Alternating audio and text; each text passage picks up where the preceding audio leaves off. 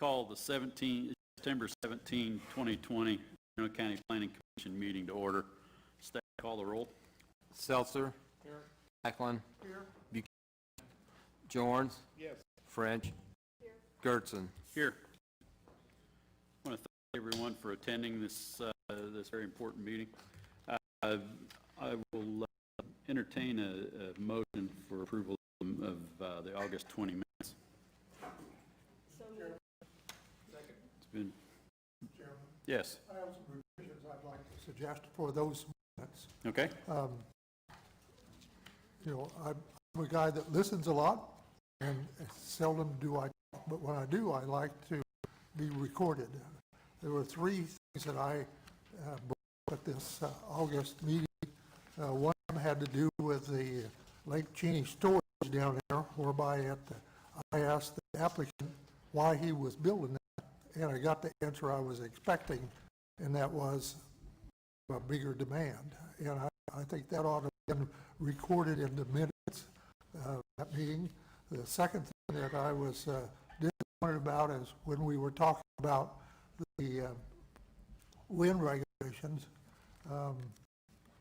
I've asked if the committee had worked with council, and the answer I got was, well, yes, not totally, but the council had reviewed the end product. And then at the very end, when we were seeking the path that we were going to go in the future, I asked, so they go back to that committee to work, and the answer I got from you as the chairman is, no, we are relieved of that responsibility, and the minutes don't record any of that information, so I'd like to offer as a revision to the minutes those 3 points. Okay. So moved. So we need a second to amend the minutes. Second. Been moved and seconded to amend the minutes. All in favor, say aye. Aye. All opposed, same sign. The minutes have been amended. Staff, you made those notes? Yes, I have. Okay, thank you. I'll now entertain a motion to approve the minutes from last month's meeting. So I'll second that. Been moved and seconded. All in favor of approving the minutes, say aye. Aye. All opposed, same sign. Amended minutes are approved. To ensure the rights of all parties of interest and to provide an opportunity for each party to address the Planning Commission in an orderly manner, the Planning Commission will follow the fact-finding procedure tonight. Presentation from staff, final revisions to draft regulations, questions from Planning Commission members to staff, motion to vote to accept final revisions to the draft regulations, public comments by audience members, closure then of the public hearing. Planning Commission will then discuss the possible recommendation to adopt the regulations. During the public comment portion of the hearing, each person wishing to comment shall first state his or her name and address. Each person shall be provided up to 5 minutes to make their comments. Only one such occasion will be provided to each person. Comments will be addressed to the Planning Commission only and not to individual commission members. The chair may grant extra time to finish a sentence or thought at his discretion. During the public comment period, the Planning Commission will not answer questions. The public hearing will remain open until at least 8 p.m. tonight to provide everyone a chance to arrive and speak. After all public testimony is received, the public hearing will be closed. The public hearing may be recessed periodically for short breaks during the course of the proceedings. The allotted time for each break and the anticipated time for resumption of the hearing will be announced by the chair. The public hearing shall not be resumed prior to the announced time. During any recess, no person other than county staff will be allowed to approach a member to discuss any matter pertaining to this case. At all all times, members will comply with the provisions of the Kansas Open Meetings Act pertaining to communications among themselves. The public hearing will be recessed to a future date. Time and place and the extent deemed necessary will be announced determined by the commission. Likewise, the deliberations of the Planning Commission following the conclusion of the public hearing may take place at a later date and time to be decided by the commission, dependent on the circumstances then existing. In such event, the date, time, and place of any subsequent meeting will be announced by the chair prior to the recess or adjournment, and no other notice of that meeting will be provided. With that, is there a motion to open the public hearing on case number 2020-09-A, 2020-09, a request by Planning Commission for a text amendment to the table of contents page, Article 15-05-14 of April 2016 edition of the Reno County zoning regulations, and creating Article 23, commercial wind energy conversion systems? So moved. Been moved. Do I hear a second? Second. Been moved and seconded. Staff, call the roll. Seltzer. Mack. Yes. Jorns. French. Yes. Gertson. Yes. Motion carries. Planning Commission, I'll hear from staff regarding this request. Thank you, Mr. Chairman. Give the board some background here. On August 25th, the public hearing notice was published in the Hutchinson News. Also on August 25th, notice was sent to all the cities affected by the zoning regulations. Notice was also sent to every township board member affected by these regulations. Area unzoned did not receive notice of this public hearing. On August 21st, the text amendments were posted on the homepage of the county website and also sent out on county Twitter and Facebook accounts. This text amendment is going to involve different sections of the regulations. We're going to have a table of contents amendment, an amendment to Article 15-105-14, which is the current zoning regulations, and then also to add a new article, and that's Article 23. I would tell you also that Savvy, a planning consultant from Baughman and Company who we've used in the past, has looked at these draft amendments, and also Randy Parting, the county administrator, and Joel Sullivan, the county council, have also reviewed this draft. So with that, the first amendment is to the table of contents page, and you will notice that on Article 23 on the back side of that, we added that. Also, one correction I'd like to bring to the board's attention is on Article 23-109 under agreements. We also need to add the words "and requirements" to the table of contents page. And that was an oversight by staff. So 23-109 agreements and requirements to that. Any questions by the board yet on that?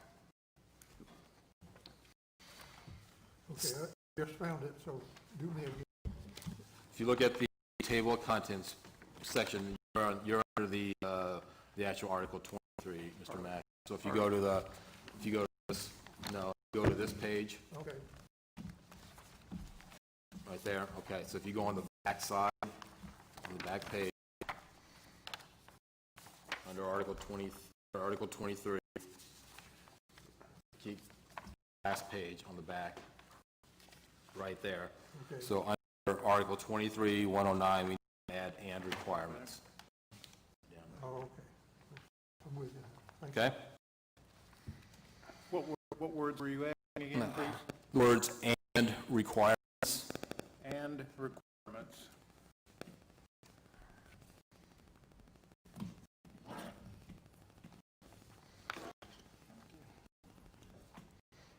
Thank you. Okay?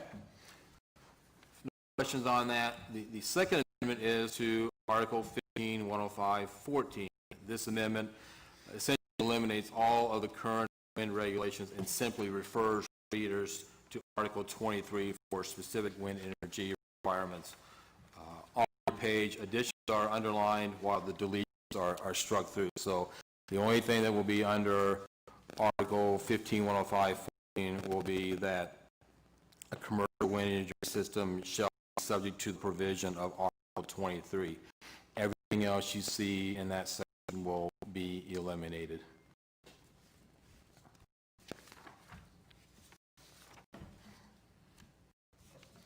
Okay? The third amendment then is to create Article 23. Since the Planning Commission approved the draft document, authorized a public hearing on August 20th, staff has reviewed the document again with legal counsel, and we have several amendments for your consideration tonight. As we go through these amendments here, at the end of it, we'll take your questions. We would also ask for a motion for the board to accept those amendments too. I'll go through them slowly, and certainly stop me if you've got questions or don't understand where we are. So if you Article 23 in your packet, at the top of page 23.1, the heading sections, again, Article 23.109 needs to add the words "and requirements" to the title.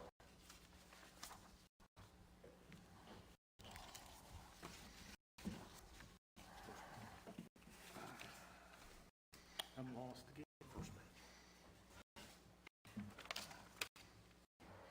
Okay. Next amendment we have for the board's consideration is Article 23.106, which is under your document, plan, studies, reports, and other permits, or maybe page 24. Staff has added a number 7 to that document, stating that all waivers of setbacks, noise, or shadow flickers shall be notarized. If you recall, board previously, the older draft document had the requirement for being notarized, but it was under each section under, like, say, setbacks, the noise, shadow flicker. So we took that out and just combined it into one sentence that said any waiver shall be notarized. And so what's read there, all setback, noise, or shadow waivers are to be executed by all owners of an affected parcel. All such waivers shall be notarized and submitted with the conditional use permit application.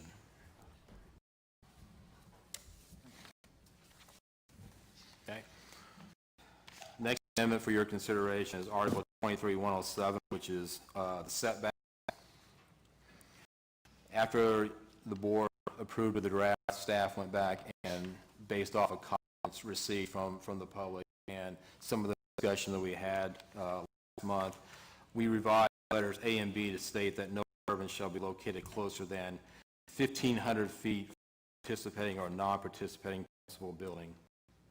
Any landowner may waive this requirement, but shadow flicker and noise requirements still must be met unless also waived. Under no circumstances shall a turbine be located closer than the height of the turbine plus 50 feet from a principal or accessory building. And so that affects letters A and B. Letter B should read, no turbine shall be located closer than the total height of the turbine plus 50 feet from any accessory building, property line, or road right-of-way. So that's kind of a big change from what the board approved before. But essentially what we're doing is we are leaving the setback from a property line the same, but we are adding that it should be 1,500 feet from a principal or accessory building. Question for clarification. Was our chairman involved in this discussion that we're just discussing? Not in that discussion. It was strictly a staff discussion at that time. We did involve the chairman after we made that suggested change. Okay. But most of these amendments that you see here are strictly a staff discussion. Okay, and does our chairman have any comments to share with the other commissioners? I concur with what the staff has decided. Okay, thank you.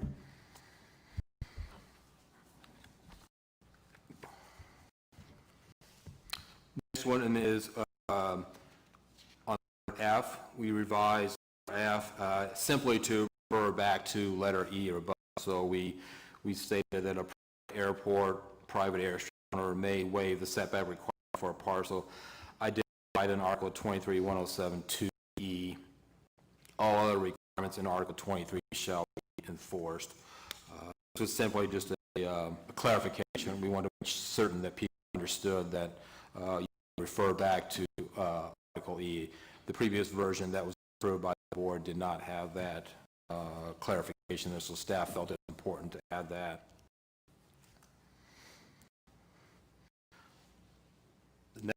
Next amendment for your consideration would be under letter J. We added this letter J. Letter J, the wording was actually moved from 23-111 under the construction requirements, and we placed it in this article, so it's not new wording or terminology that staff added. We simply moved it from the construction requirements to the setback requirements.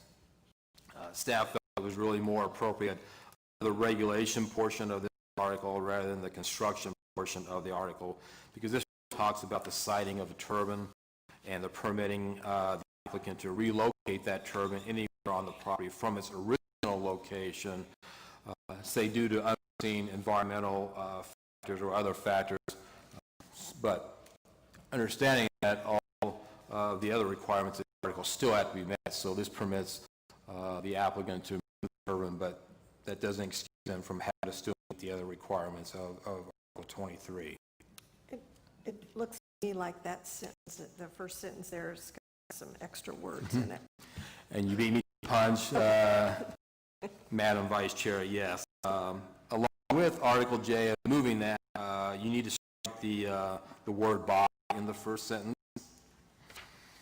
Now, hopefully that makes the sentence read a little bit better there. So the sentence will be, if during construction a turbine site is determined to be adversely impacted after discovered environmental or other factors legally preventing its use, the applicant shall have the right to relocate a turbine on the parcel, so on. Another amendment there is in that sentence here. The word requirement should be requirements. The relocated turbine shall still comply with all applicable requirements of Article 23 and all conditions of approval associated with the conditional use. So, You made that plural, is that what you did? yeah, correct.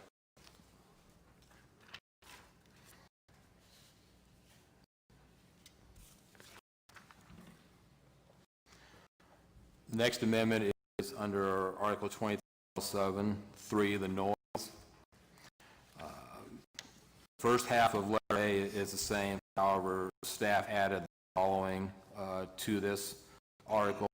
This analysis shall be conducted during the winter time conditions, mainly the months of November through February, to minimize interfering noises from birds, insects, leaves, from deciduous trees, or human activities such as operating farm machinery and lawn mowing. So we felt like wintertime conditions would be better suited to have that noise study done versus having it during summertime conditions. So we added that. Also under letter B, we said the maximum received sound level based on wintertime conditions, November through February. So we had to make letter A and letter C match.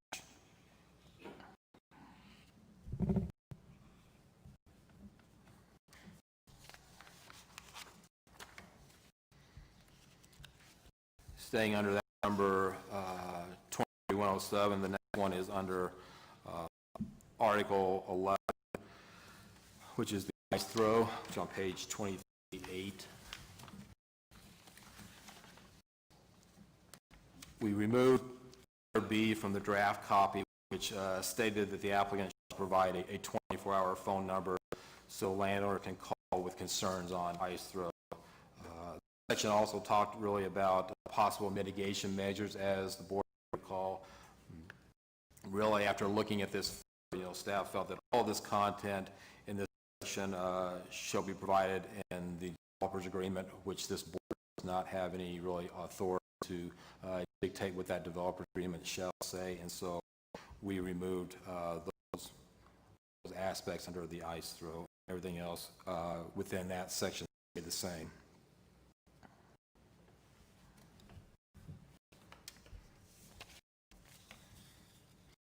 Next one is under Article 23.9, which is on page 2310. Again, you're looking at the title to that section, agreement. We added the word "and requirements" again. The next small paragraph below that one was changed the wording of the paragraph to "may," but we also added the words "at the discretion of the Board of County Commissioners." Again, the Planning Commission does not really have authority to dictate what content should be within a developer's agreement, and so we did that.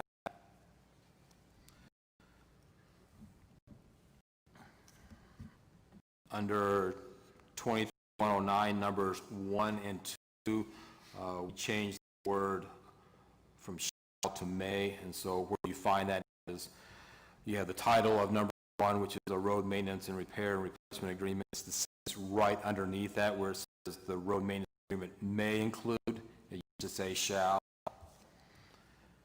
And then on number 2, which is the decommissioning agreement, again, that first sentence in there, the decommissioning agreement may include.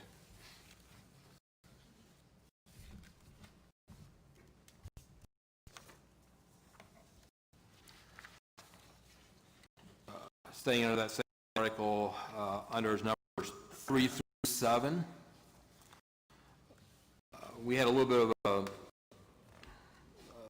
an issue the way that these were all kind of laid out. To be more consistent, we made each one of these topics a heading instead of a paragraph. Under the draft that was adopted by the board, we just started talking an identification agreement, a dispute mitigation agreement. To keep it consistent with the rest of the numbers within this section, we changed those to headings and then just had the same sentence. So there really wasn't any changes in there other than making those headings. I would say, though, that under dispute resolution number 4, the developer will develop a process where landowners can have concerns addressed. Dispute resolution will be between the landowner and the developer and not involve the county. The county is the one that's going to be involved in any potential zoning violations of the conditional use permit. However, any other types of concerns will be addressed through the developer's agreement.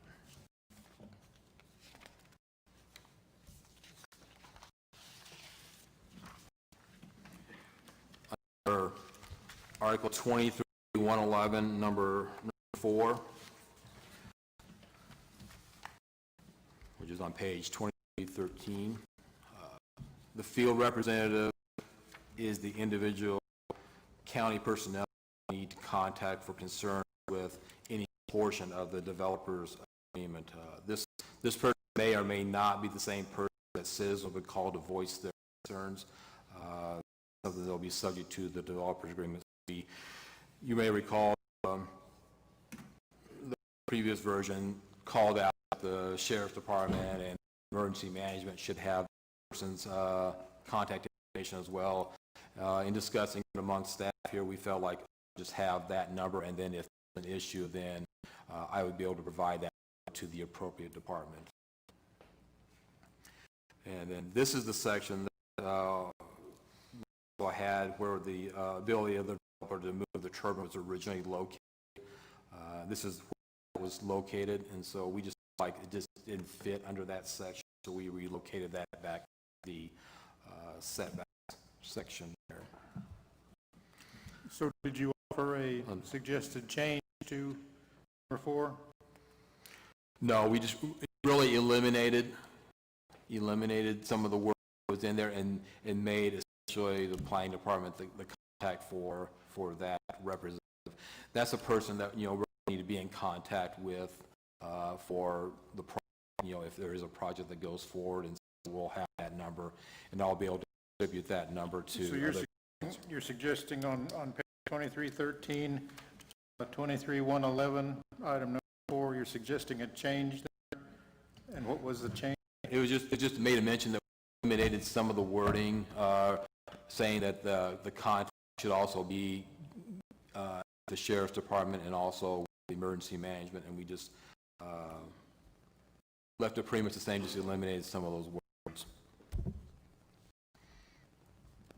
And that, all be involved with, and also mainly probably the public works department. And so if another department, county department needs that number, then you can certainly contact, my department for that. Was that an effort to streamline or simplify the contact path? Pretty much, yeah. Okay. Yeah, pretty much. We had like several departments in there. We thought at the time, they should have that. With that, well, let's just streamline it and make me the main contact for them, and I can obviously provide that number if needed. Under number 11, the cleanup changed in the second sentence there. It was the word is, change that to are. So it's scrap and temporary erosion control measures that are the product of construction.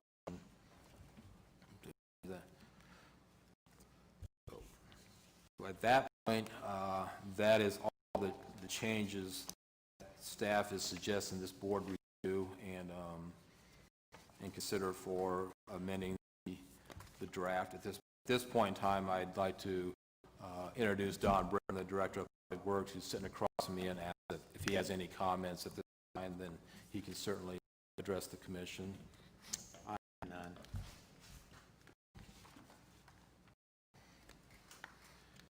Could you clarify one thing for me, Mark? You indicated it is not permissible by the Planning Commission to dictate what goes into the development agreement. That is something that is negotiated between the commission. So we can't say it shall include these various items.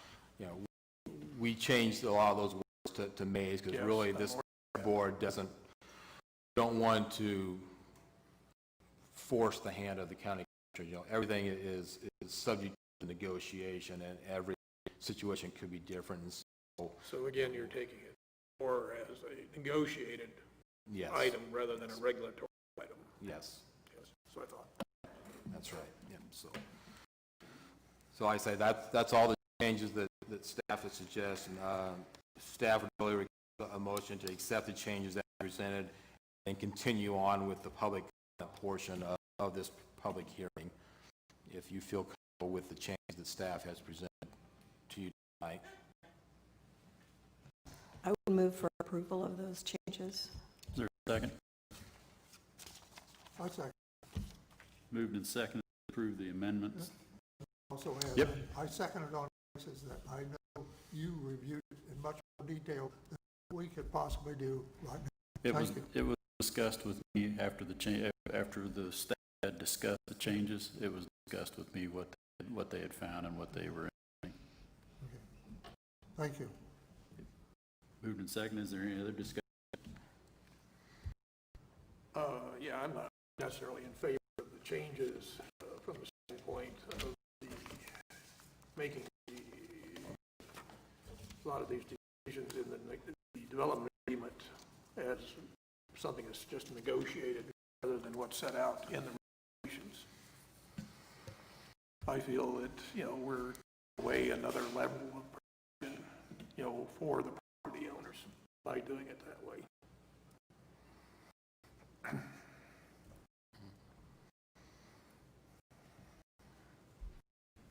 Any other discussion from the board?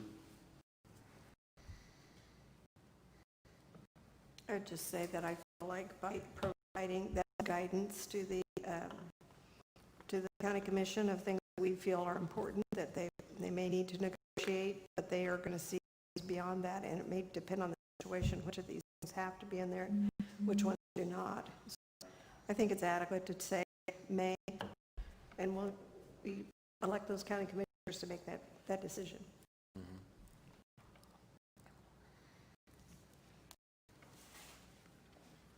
Any other discussion? Staff call the roll on the amendment. Seltzer, No. Macklin, Yes, Jorns, Yes. French, Yes. and Gertson. Yes.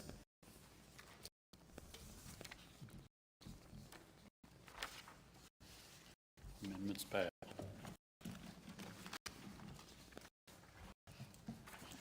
We'll now open the public comment portion of our evening. Chairman, Yes. before we do that, I have an inquiry that would help me and would help that also. Okay. Is after we met in August, the result of our meeting was made available to the public, Yes. right? And at what, and you know I got this last week in the mail. So what stage did the public find out about this new draft? The public does not know about this new draft as we were making changes till last week even, this. But, so they have not been notified? They have at not all? been notified of this new amendment. I understand. And Okay. Great. I'll remind our audience that public comment portion, we're going to allow each person 5 minutes. Please state your name and address if you choose to make comments. Again, it'll be my discretion if there are some thoughts that you need to that I feel that you need to finish, so that pertain to what we need a decision on. So I'd invite you to the front. Please practice your social distancing as you wait for the podium. We'll entertain the first comments.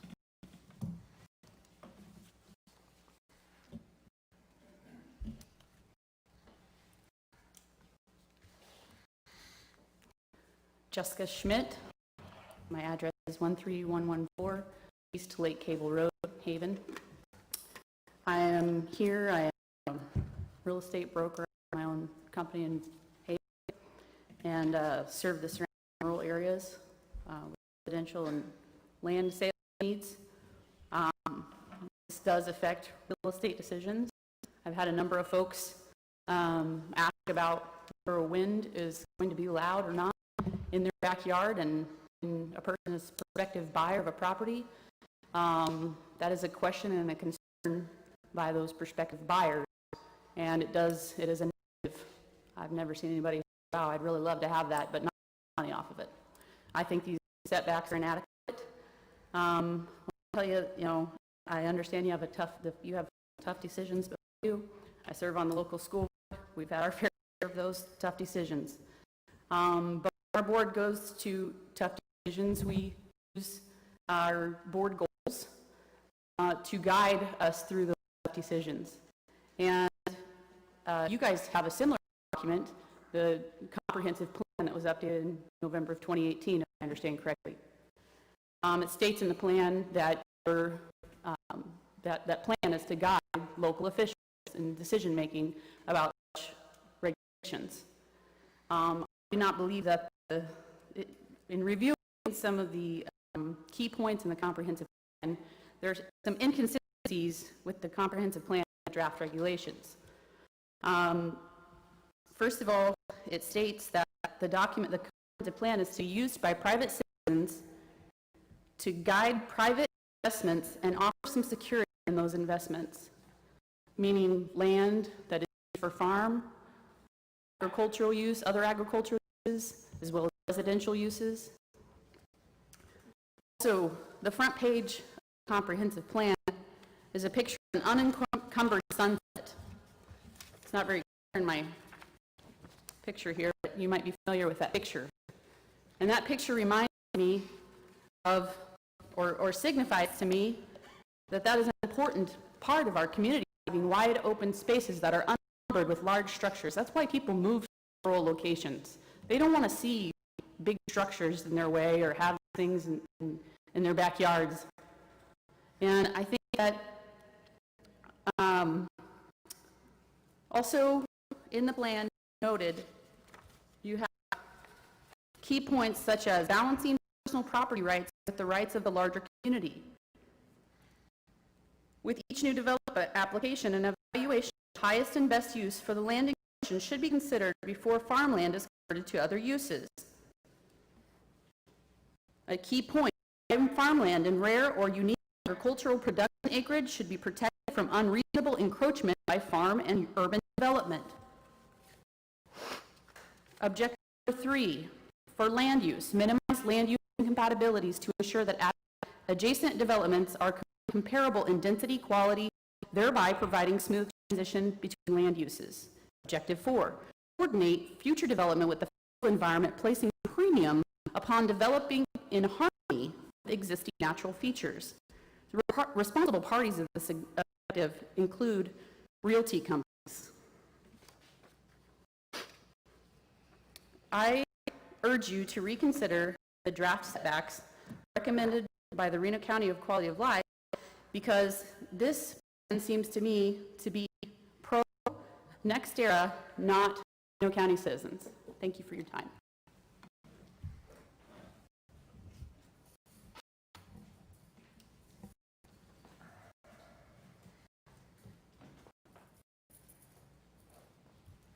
Good afternoon. My name is Mike Moore, 12803 East Pleasant Valley Road, Haven, Kansas. And I want to thank you guys for your job. I would not have it. I really would. But I've been listening to stuff from the first time it started. 90% of the people don't want these windmills. And it seems like everything I heard is all for the company, not for the farmers, the individuals. To me, it's kind of like government. You work for us. We don't want them. The setback isn't far enough. Like I said, I agree. 2,500 feet to me is too close. We built our home out there because of the wide open spaces. All my south side of my house is all open windows. Every top floor, bottom floor, everything, nothing but windows. So we could have that view. Okay, windmills out there where we can see them. I've got that flashing red light coming in my house all the time. We've got the flicker coming in from it. We've got the noise of it. And we have to see them. If you do, you're going to lose one person in Reno County because we're going to move. We're going to find some place that doesn't have them. Because we liked this area because of the fact that it was nice and open, it was farm. That's what we wanted. If we wanted industrial, we moved to western Kansas, they have them already. My son lives out Syracuse, and I drive out there quite often. I don't like the way the windmills look at night. It's just constant flashing. What's going to stop that coming through the windows? If you remember right, sometimes in some of the wars, they use lights like that to torture people. We're going to listen to it all night long, every night of the week for the rest of our life. And I always say that they're good. If something happens, I talk, specifically about this. If one of the windmills quit, how long does it take for them to clean them up? They say pretty quick. You go to California, some places out there, the windows are rusting apart. I haven't taken them down. Now what we're going to have to put up with? Waiting for them to decide to come take them down, or fall down and have making a bigger mess. There needs to be something on there that if something does quit, it's within a year or removed within a year, so we don't have to watch it go to pieces.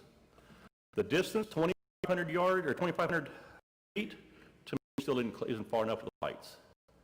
They talk about, I haven't heard anybody say about lights so far. It's always the flicker of the shadow or the noise of the windmill or looking at them. But what about that red light coming through your house every night? Do I have to put curtains in my house? Put the windows in there. I wanted the wide open spaces. Now you're talking about bringing things in that nobody wants. Very few people want this, the ones that don't want it. So to me, you need to make it more for farmers and for the people that live here versus the people who are going to go home to Florida or California, wherever they're from, making millions of dollars. This is our home. We want the wide open spaces. We don't want to see the lights. I don't want to see the windmills. Thank you very much. Appreciate it.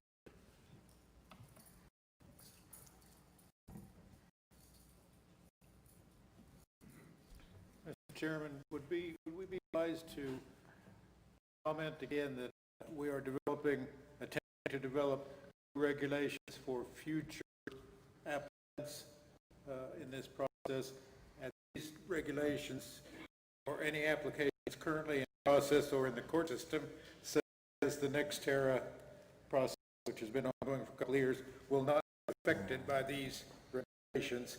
They are affected by, are already grandfathered in by what regulations were in place before.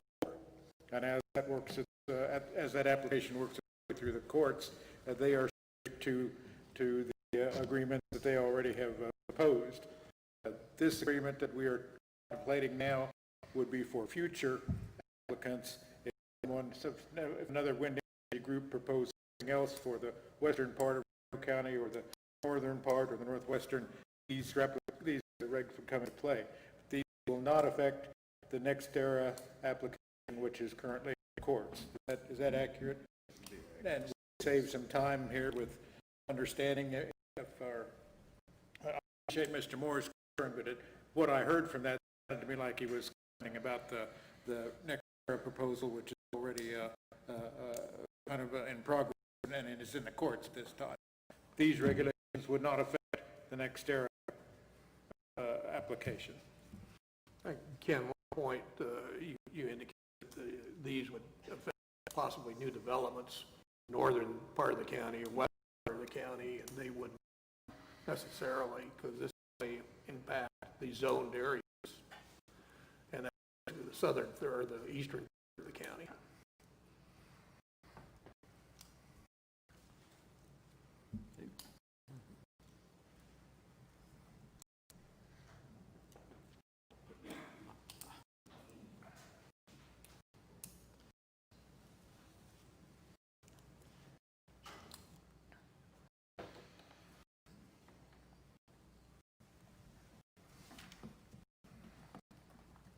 First of all, thank you for letting me comment about the proposed article. First, I believe that Article 23 is skewed in favor of the wind energy companies and participating landowners, and diminishes the right of non-participating residential homeowners to fully enjoy their monetary and intrinsic values of the home. I appreciate your amendment of 1,500 feet, but I still think that they're still inadequate to protect non-participating landowners. At a minimum, I would like to see the setback from non-participating homes be at least 2,500 feet, as is in Pratt County, which has a lot of farms. Preferably, I'd like to see the setback be a maximum blade height times a factor of 6. One of the things that Mr. Moore commented about is the previous wind energy company. I would like to point out, if this doesn't go through, then there might be another company right on the heels of a former company coming in. I live in Haven Township, and that company proposed to place some 80 small manufacturing plants throughout the area. In essence, you're changing the area from agricultural residential to industrial activity, placing 80 small manufacturing plants around our township and under township. And so, rather than de facto change the area from agriculture residential, I want to see it to be including industrial activity as well. Secondly, I favor striking the article number 20 from Article 23, the clause 23.102 that states that Article 20.104, parentheses 2, the zoning regulations shall be used to modify and adjust, or shall not be used to modify, adjust, change any requirements under Article 23. Why strike this? Well, Article 20.104, parentheses 2, states because of particular conditions associated with their activities, certain uses which might have an adverse effect on the nearby properties or upon the character and future development of a district are not permitted outright in districts, but are permitted as a conditional use when their proposed location is supplemental by additional requirements so to make use of requested, compatible, and surrounding property, the neighborhood and zoning districts or jurisdiction. In approving a conditional use permit, the minimum requirements of the approval of all similar types of permitted use in the same district must be met unless otherwise reduced by specific reference in the recommendations of the Planning Commission or the approval governing body. Thank you. What, can you get state your name and address for me. Philip Fisher. Thank you. Could I just finish a quick comment on that, what I was talking about? Give you a short leeway. Okay. What I was trying to get at is that by striking that clause, we're going to eliminate the council or each commission's ability to make modifications as needed. Thank you. Thanks.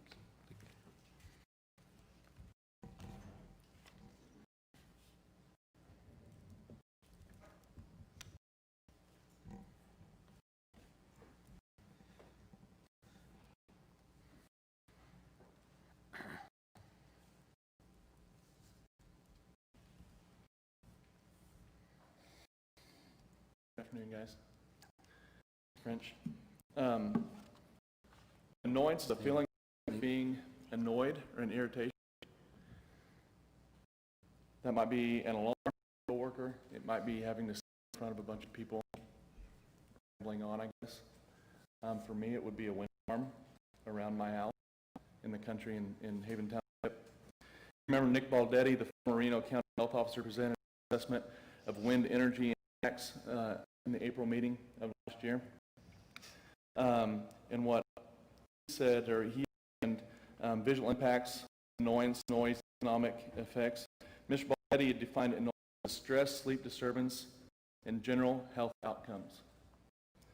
He found that annoyance to be an issue with visual placement as well as noise. Annoyance are the main health effects with winds. European studies show noise starts at 30 to 40 decibels. And are we looking at placing 40 decibels as the limit on those? Correct. And also 40 decibels in the quiet part of the year? Correct. Okay. So we're not going to take a representative sample on that throughout the 12 months of a year? Okay. So direct impacts are hard to prove with a lot of this stuff in the research studies that you do.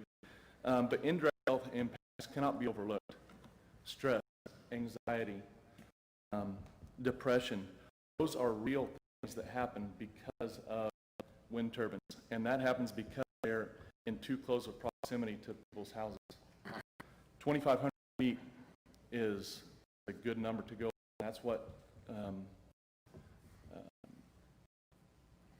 our neighbors did to the restaurant. Finally, my daughter Abby is the girl that we brought with us in that August 4th meeting. She had 4 seizures in a year.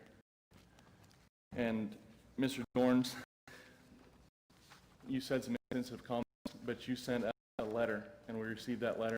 We really appreciated the comments that you made to us in that letter. Research is inconclusive and likely to cause a seizure, but we don't want to take that chance with our daughter.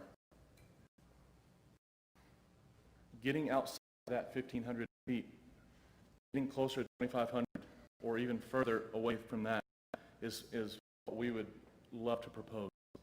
Something needs to be further away from our house, from our daughter, that is experiencing seizures. 22 hours a year is what we're supposed to get at our house.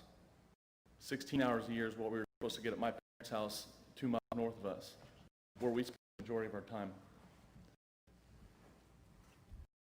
My wife, Ms. Vanachin, an updated letter from a neurologist. Yeah. Was that forwarded to the board? Yes, yes it was. Included in their packet. Yes. Okay. Were you able to read that at all? I have read. Got it? Yeah. Okay. So I think I would like to echo the comments of Mr. Fishburne. 2,500 feet is a number that we would like to propose and needs to be for the health, if it's not direct, the indirect health of the citizens of Reno County. You state your name again? Yeah, name and address, please, for the record. Tallman, 18007 South Haven Road. Sir. I'll remind those comments, please state your name and address prior to your comments.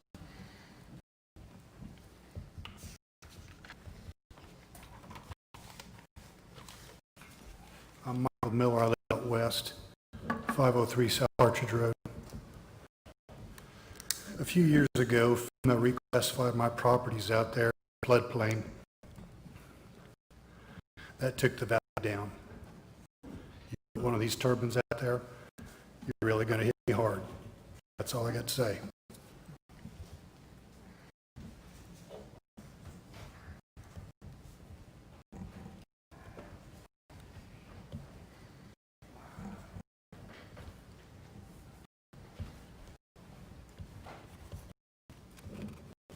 Jane Tolan, address is 6109 East Pleasant Valley Road, Haven, Kansas. There are four main areas I'd like to address regarding the proposed regulations.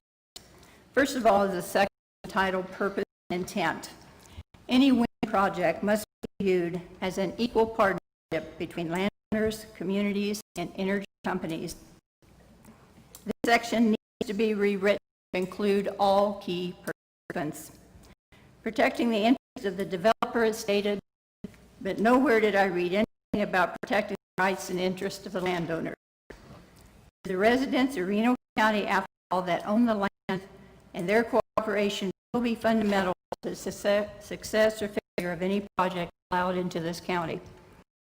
Second area is the language currently written proposal. The Kansas Energy Siting Handbook, quote, states, and I quote, zoning requirements must be enforced to be effective.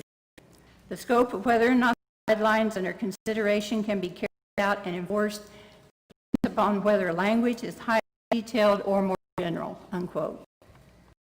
Any final draft of these regulations must contain strong, more specific, undisputed language.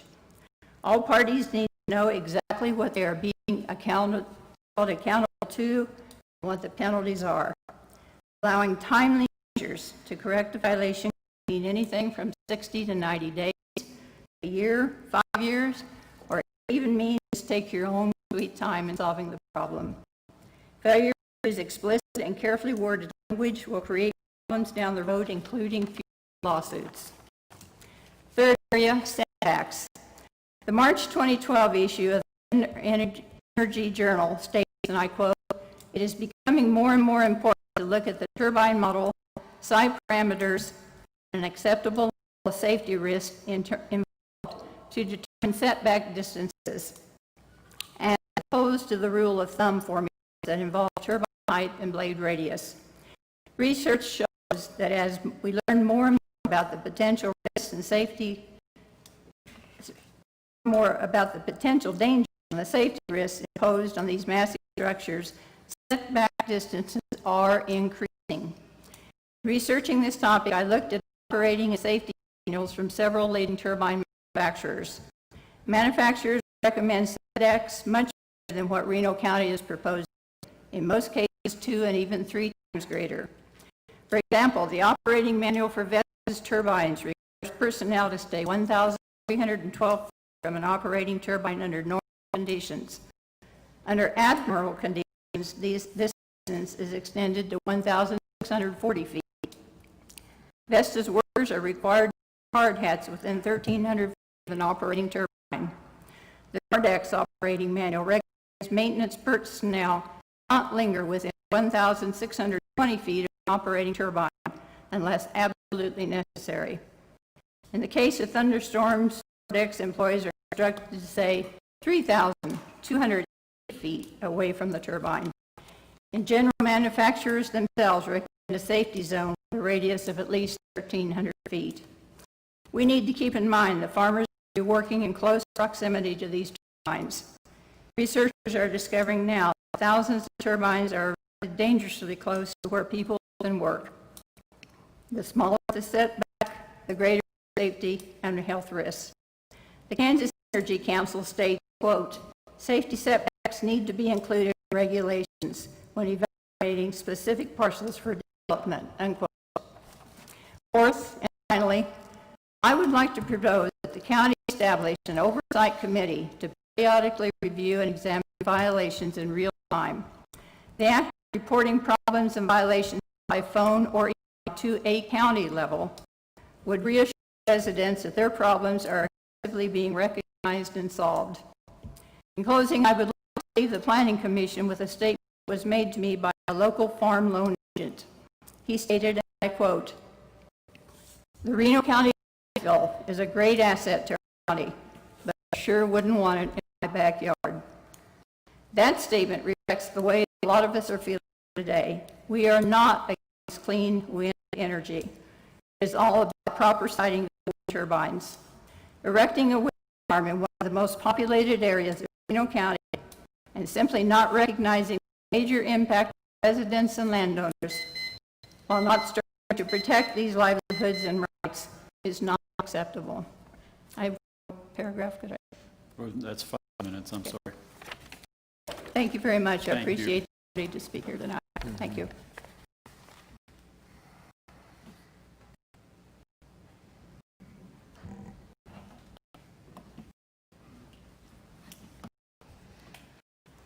Good evening, Matt Amos, 25011 South Haven Road, Mount Hope, 7108. Every intention of showing up tonight and giving you guys, boys, a pats on the back for taking this on and coming up with these regulations and taking in part a lot of what the citizens have said. You know, I came up here and that's really kind of what I wanted to say tonight, but then you guys throw at me this new copy that we haven't even produced a copy of that we can read over and look at to know what's been revised. We know what to say to have effective public comment. So with those additions, I'm kind of at a loss of what to say because it's been added and I didn't know about it. So with that, I wanted to start off positive, but that didn't happen. I do appreciate the ALDS lighting. I think that was very important, and I really appreciate you guys throwing that into the new draft of the regulation. I also appreciate the fact that we've thrown some things in there now for noise and shadow flicker as well. I think that they're somewhat efficient, and we've got folks that are going to cover that tonight. But the one thing I was reading through it when I got the initial draft and not the updated draft was the setbacks. They're still extremely woefully inadequate. You know, if you're talking about 1,500 feet, well, that 1,500 feet, and again, I don't have a copy to know if I'm right or wrong when I'm speaking, so please let me know. That apply if those turbines go taller. I mean, I understand that you guys are saying that they apply to the next year because it's, you know, it's important, you know, grandfathered in, lose anyway. And this is going to apply to them because as far as I know, they're the only ones here tonight. So at 1,500 feet, if that goes taller, if it goes that 500 or 600 feet, are we going to extend that 1,500 foot setback? Look at those things for the future of the plant because it doesn't make it to keep it at 1,500 feet if those turbines are going to go tall. So if we do something like we do 5 times the height of the turbine, I think that that would be a good way to cover all of that. And so I would recommend that you guys take a look at that and make those setbacks further because, again, you're not going to get us out of the fight. We're going to continue to fight as long as we feel we need to. And I think that the setbacks, if you fix those, you're basically going to hear me shut up because you've gone above it. You know, I think you guys have done a really good job, and that for me, I don't speak for anybody else, but for me personally, that's the one thing that will get me to is increasing those setbacks with everything else that you guys have already done to keep me quiet.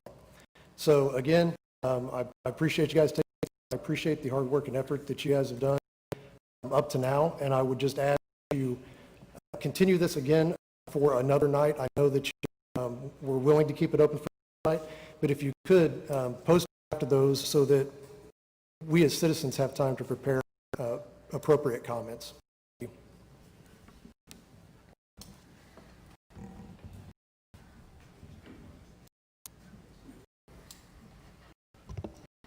Hello, Catherine Chisholm. We have our own wind turbine, and we've had it for many years.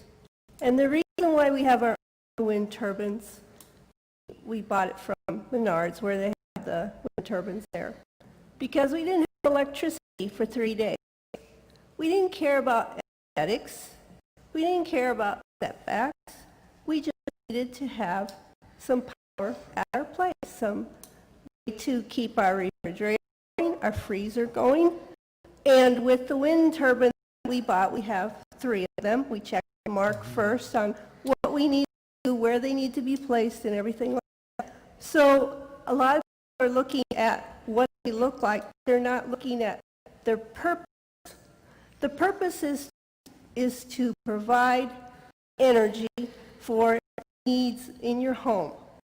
We have our refrigerator and our freezer. We are able to have that when there is a bad weather outside, which is really something else in February. And so we sit there and we don't worry about anything.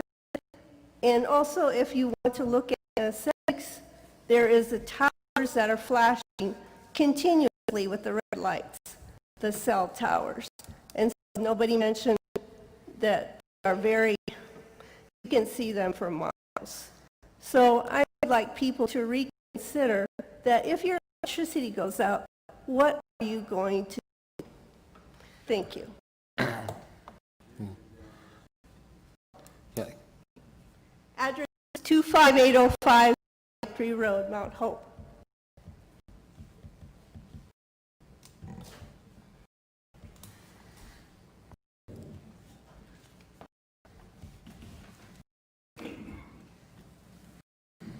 Sarah Hendrick, that's Herixson,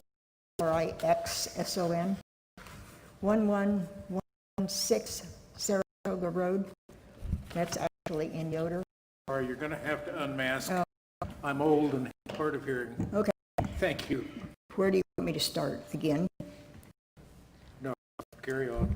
Okay, that's actually fine. in the Yoder area, although I have a HUD address. Actually, I just want to say that more than anything, I'm deeply disappointed that Reno County even chose to think about putting up wind generators and not take advantage of the electricity that it's going to propose to put out. Of all the things you could have done, you could have lowered taxes to help the poor in Reno County by making sure that we got the electricity.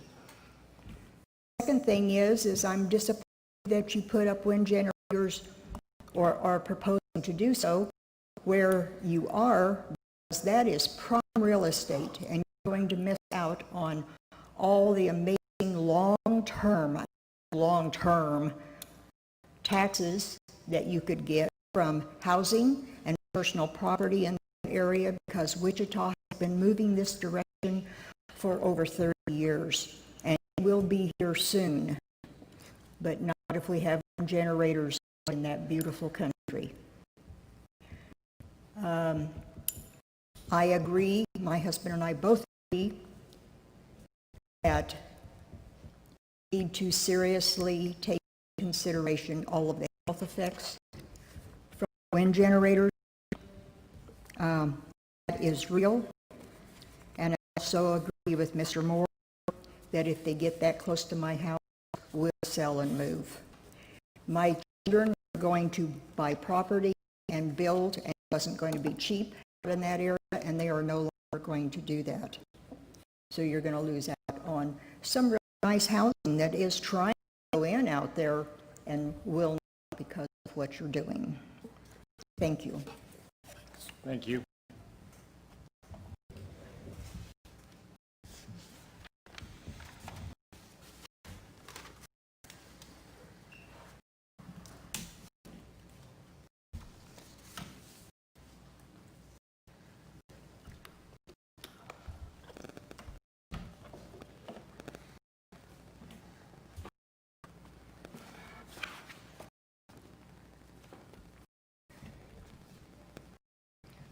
Good evening. My name is Clint Lutgaharm. My wife Shannon and I live at 2408 South Williston in Sumner Township. I'm a registered professional engineer in private practice from my office in southeast Reno County. I would like to address the setback requirement outlined in the proposed Article 23. The examples discussed below are all based upon the installation of a GE 2 megawatt. I have performed two brief studies summarized by reports R9230-1 and R9230-2, which have been submitted for your review. Did you get copies of those? Both? They reviewed those, yes. Thank you.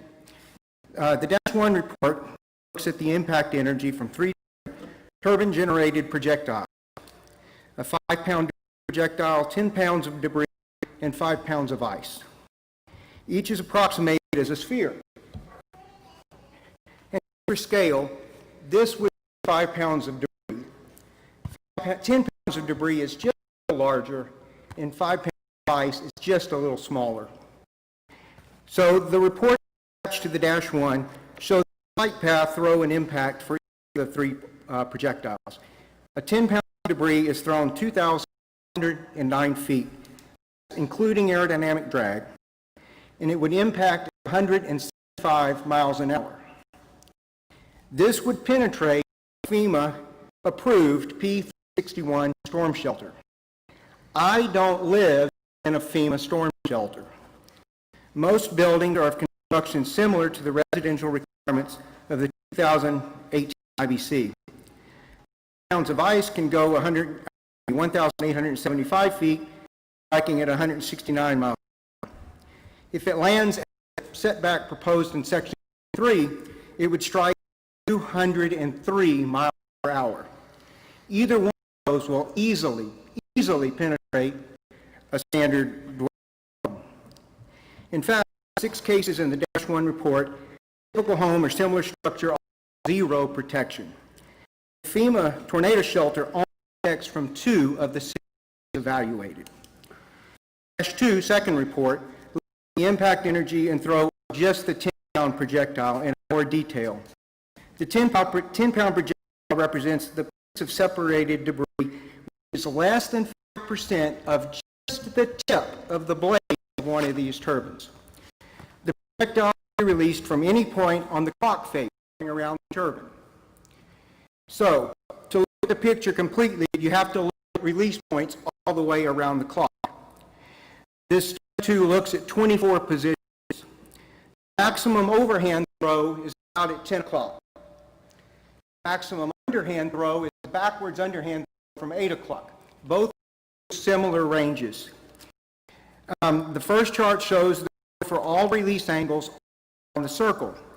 Just notice that a 9 o'clock goes straight up and falls straight back down, just to kind of sanitize things. At glance, this first chart shows 58% release points around that circle produce a throw beyond the limits of Section 3. A 2,500 setback is required to clear all of the throws around the clock face. The second chart shows the impact energy for those same 24 cases. 71% of the release points will penetrate the storm shelter. All of the release points will penetrate a dwelling by a big margin. It's even close, factor of 4 or more. The third chart shows the result, and all of these release cases are combined to produce a risk factor at various distances from the tower. A minimal factor of 1.5 on the dwelling, which is it's not much, it should be more, is considered. The risk factor for the setback proposed by Section 23 puts the risk at about 60%. So just to scale that, if you want to reduce the risk to 0, the setback would be 2,500 feet for a projectile of this size. So remember, the Dash 2 looks at a relatively small object. Pieces of debris or ice easily happen. Continue or not? Please close. Okay. So make no mistake about it.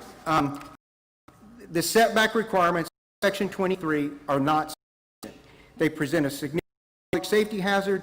I can't approve nor put my professional engineering seal on any installation in accordance with Section 23. I would welcome opportunity to discuss this with you in more detail. Thank you.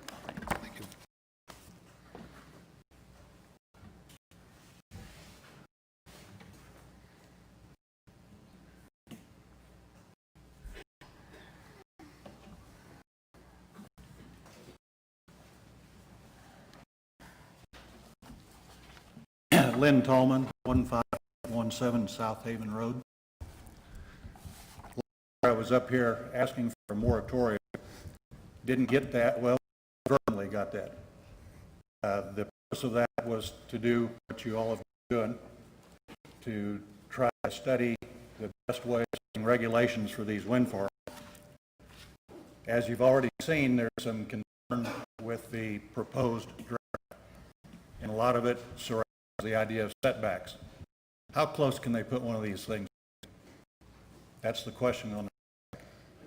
Now, I believe I heard that it's now more than the height plus 50 feet. It's a minimum of Correct. 100 is what is in the proposed regs. There's a lot of reasons why people don't want to be one. You've heard several of them already. And every reason is legitimate. We respect every reason. Visual, financial, you just heard safety. Realize that there is proposal to use noise and shadow flicker levels maybe to mitigate, extend the distance a little bit. The question is, how do you figure that out ahead, particularly on noise? How do you know what the noise is going to be before it goes up? After it goes up, if the noise is loud, what are you going to do?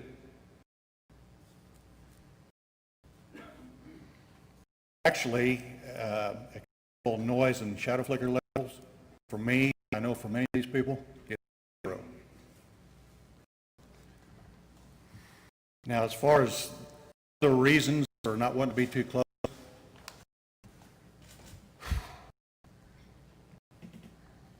health reasons. You heard about Abby. I was going to have a hell of a time getting past this. But that's reasons on our list. That a minimum of at least 2,200 feet for a setback is not too much to ask. And admittedly, in areas where there are a lot of people, that's probably going to restrict the possibility of a wind farm area. It will not preclude the possibility of wind farm everywhere in Reno County, however. Do you have any questions? Okay, thank you. Thank you. Thank you, sir.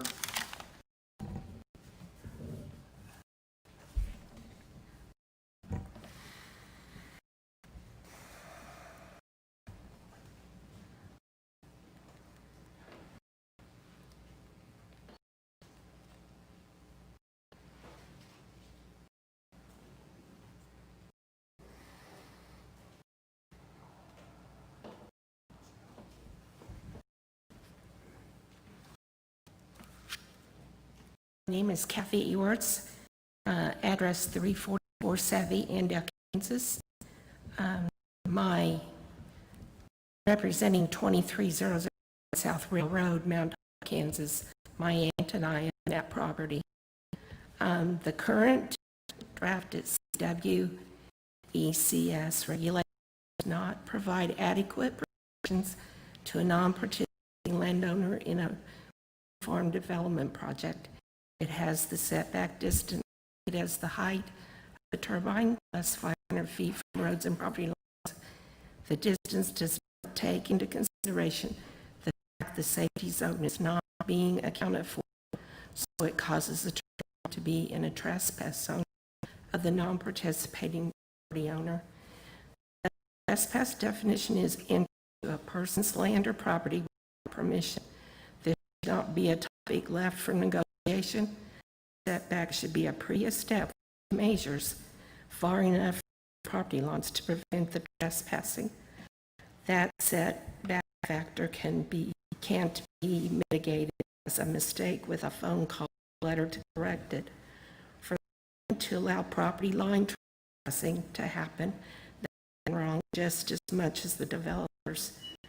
As non-participating landowners are not obligated to donate our land for free service to the leaseholder due to the fact it eliminates our environment as well as options up to the property line. It is infringing on the rights as a landowner. It should not matter if the property has no buildings or is used for agriculture use only. The overlapping property line should occur only between two leaseholders. And if there's not room for a turbine and a safe zone on the same parcel, the landowner should be considered a candidate for a wind farm project. For example, our property is a quarter of a section, or 160 acres, so there's a half mile line to the south. So the number 80 turbine from NextEra was to be set 550 feet from the road and the south half mile line. A half mile line is 2640 feet. If the turbine safety zone is 1,400 feet, that only leaves our property 1,240 feet for any building options to the south part of our property. If there are worries about a 40-acre property owner not being able to lease a turbine, think how it would affect the neighboring non-participating owner. There wouldn't be any safeties. There wouldn't be any rights to the trespassing and safety zone. The working goal is and should be to the residents of Reno County. Regulations should be uniform and set to a very little negotiation between county commissioners and developer that has to take place. The developer does not own your county. People make up the county, and their needs should take precedence over the developer of any kind. Thank you for your time.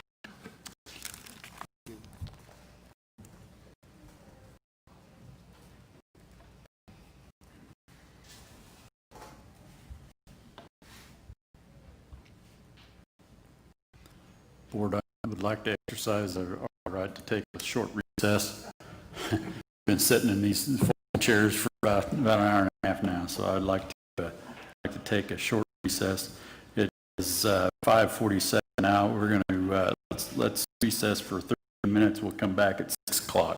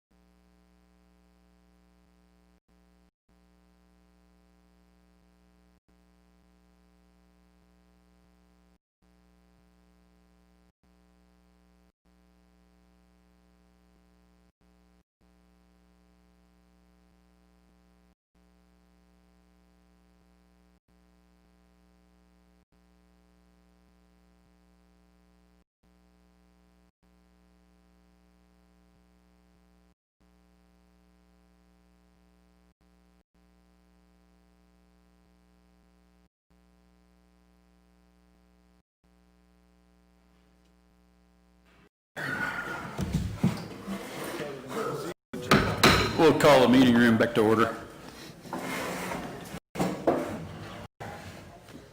We'll start again with the public comment.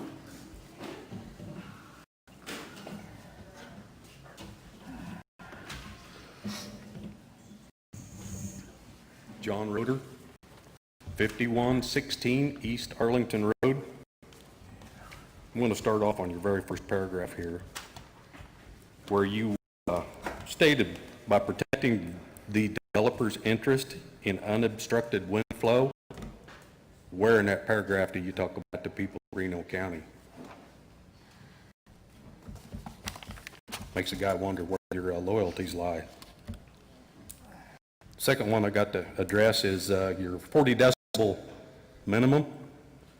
I've heard it referred to as 35 decibels is a vacuum cleaner. I don't want to sit on my porch and drink a beer listening to a dadgum vacuum cleaner. That ain't happening.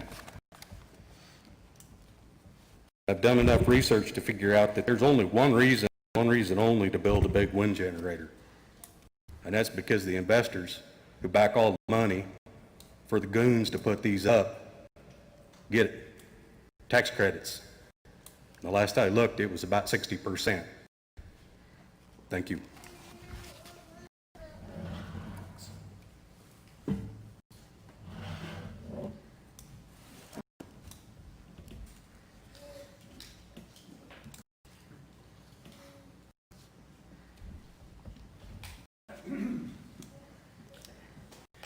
Norm Diggs, and I'm at 4602 East Arlington Road. Spoke with y'all at one of the last hearings, and just want to remind you, I moved back to the area for country living, for comfort and quiet to retire, and I enjoyed it. It appears now I have to consider, do I sell now? Do I put the property up now before these behemoth giants come in? Not something that I'm interested in living around. The people here are what's important, and you don't have a darn thing around here if you don't have the families, the communities, and so as I read some of the books and learned a little more about the business and what the incentives are for these multinational corporations to come in and build these things, my understanding was that all of you received a book. I don't know if you would have read it, and it had to do Paradise Destroyed. Okay. I thought it made some great points. I won't each one of you, but I hope you read it, because it outlines there the history of some of this, and I have a great concern about that. And we just want to make sure that you will do what you should do for the people, and not be swayed by the environmental. There's a lot of things. There's a lot of new technology that comes out without putting these huge wind farms out. And I'm amazed at the people that have come up and their expertise and their, what they're bringing forth, the true concerns that we have. And I can't imagine that there's not many of you folks that, aren't just common people. I know you're in a position here, and I wouldn't, I'm not in your position. Evidently you wanted it, or you wouldn't be there. And we appreciate what you do and your interests. But you need to represent us. And so I had to get my temper down a little bit when I first started reading about the purposes of some of this, because generally this stuff doesn't happen unless somebody's making money. Who's going to benefit from this? And I'm not nearly as articulate as some of these folks with their concerns, but I'm very concerned. We have a neighbor now that is selling, and I think you're going to kill the value of this land and the development in that area if we don't really do what you can do to help us to maintain the type of lifestyle that we want to live. And at my age, that's important. it's important that we do the right thing, that we live the right way, and that we protect those people that can't protect themselves. You're in a position to help us, and we're going to ask you to do that to the best of your abilities. Thank you.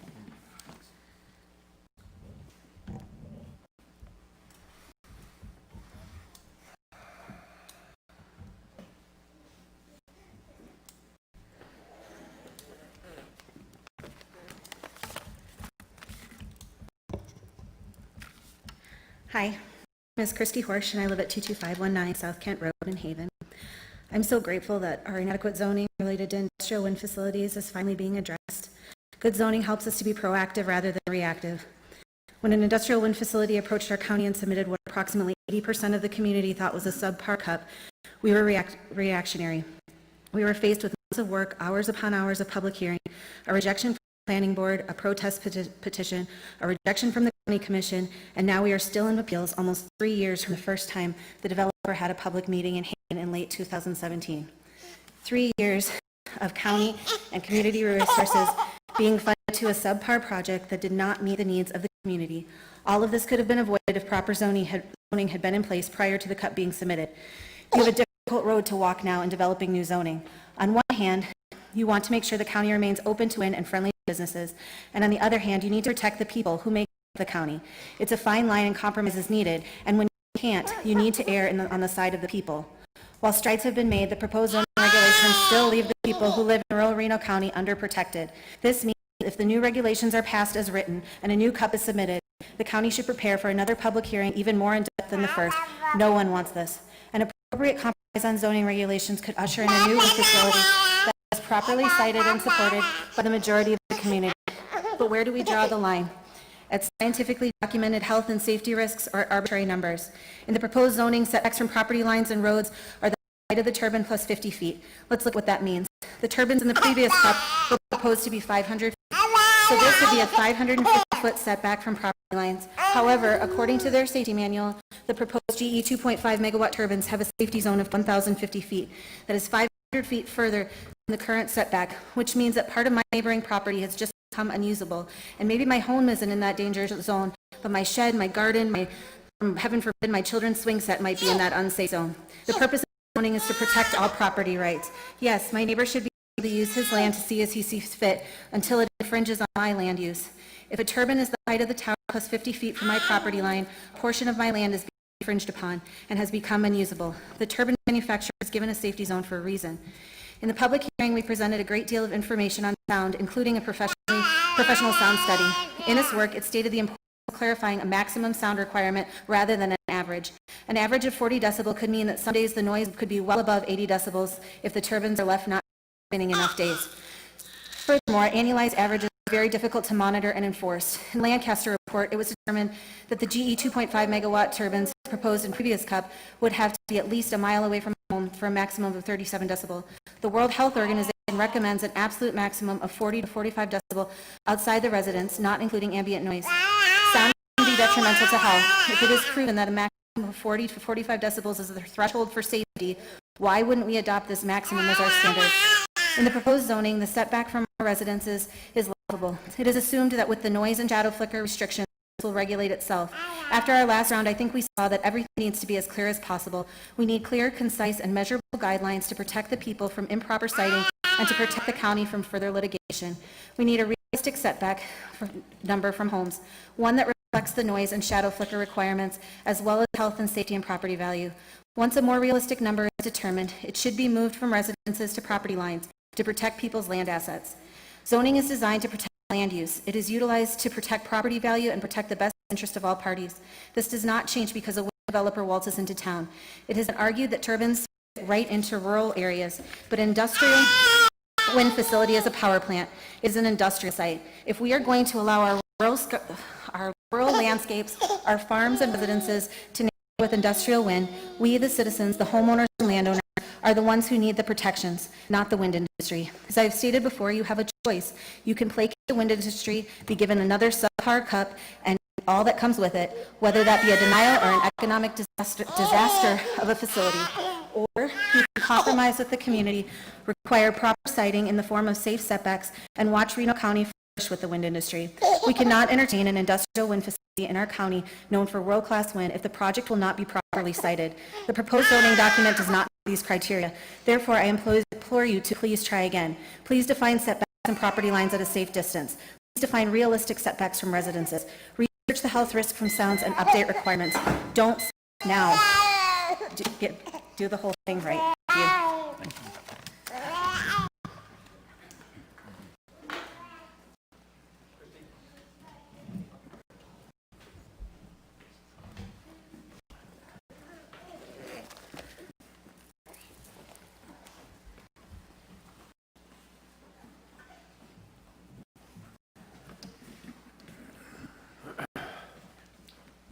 I'm Shannon Reddig. I live at 6706 East Castleton Road in Haven Township. I as well really took offense to that first paragraph statement about doing this in the interest of the developers. It was very disappointing. I'm an adjacent non-participating landowner, and the proposed 550 feet setback would put turbines dangerously close to my home. Turbine manufacturers themselves state that about 3 times that amount is needed to ensure safety. A 550-foot setback would allow a significant encroachment onto my property. The turbine manufacturers themselves deem quite a bit of my property a non-participating landowner unsafe. All throughout the document that you guys provided, I really didn't feel like I had any representation whatsoever. And it's really unacceptable for you guys to devalue my property and risk the safety of my family, our animals, our land, and our home. Remember, I am an adjacent non-participating landowner, and I believe that my rights are being taken away from me. What liability of risk are you guys willing to take on making a dangerously close 550-foot setback from a non-participating landowner? Ice throw, noise, flicker, infrasound, none of those things stop at 550 feet. My mom grew up in Haven. She met my dad in college, and they spent their entire lives in the military. When my dad retired, they wanted to move home, and home was Haven. So they found a property, did a bunch of restorations on it. It's got about 17 acres. They loved it, and that's where they retired. 2 years ago, my father died, and now I live out on that property. I know that he was against that and would not approve of those setbacks, and nor do I. It's a poorly sited wind project would be devastating to our community, the value of my property, and the quality of our lives up there. I don't really think that very many of you live remotely close to myself or my neighbors, and a wind project in our community in Reno County would have zero impact on your lives. So I'm asking you to take concerns to heart and really think about impact on our lives. Put yourself in our shoes. Would you really want to live 550 feet away from a turbine? I think it's completely unacceptable. My neighbors have provided you with a very well-researched document in regards to proper setbacks and regulations. Please consider those documents. I kind of agree with what I've heard before. I think 2,500 feet is quite a bit acceptable from my property line. Thank you.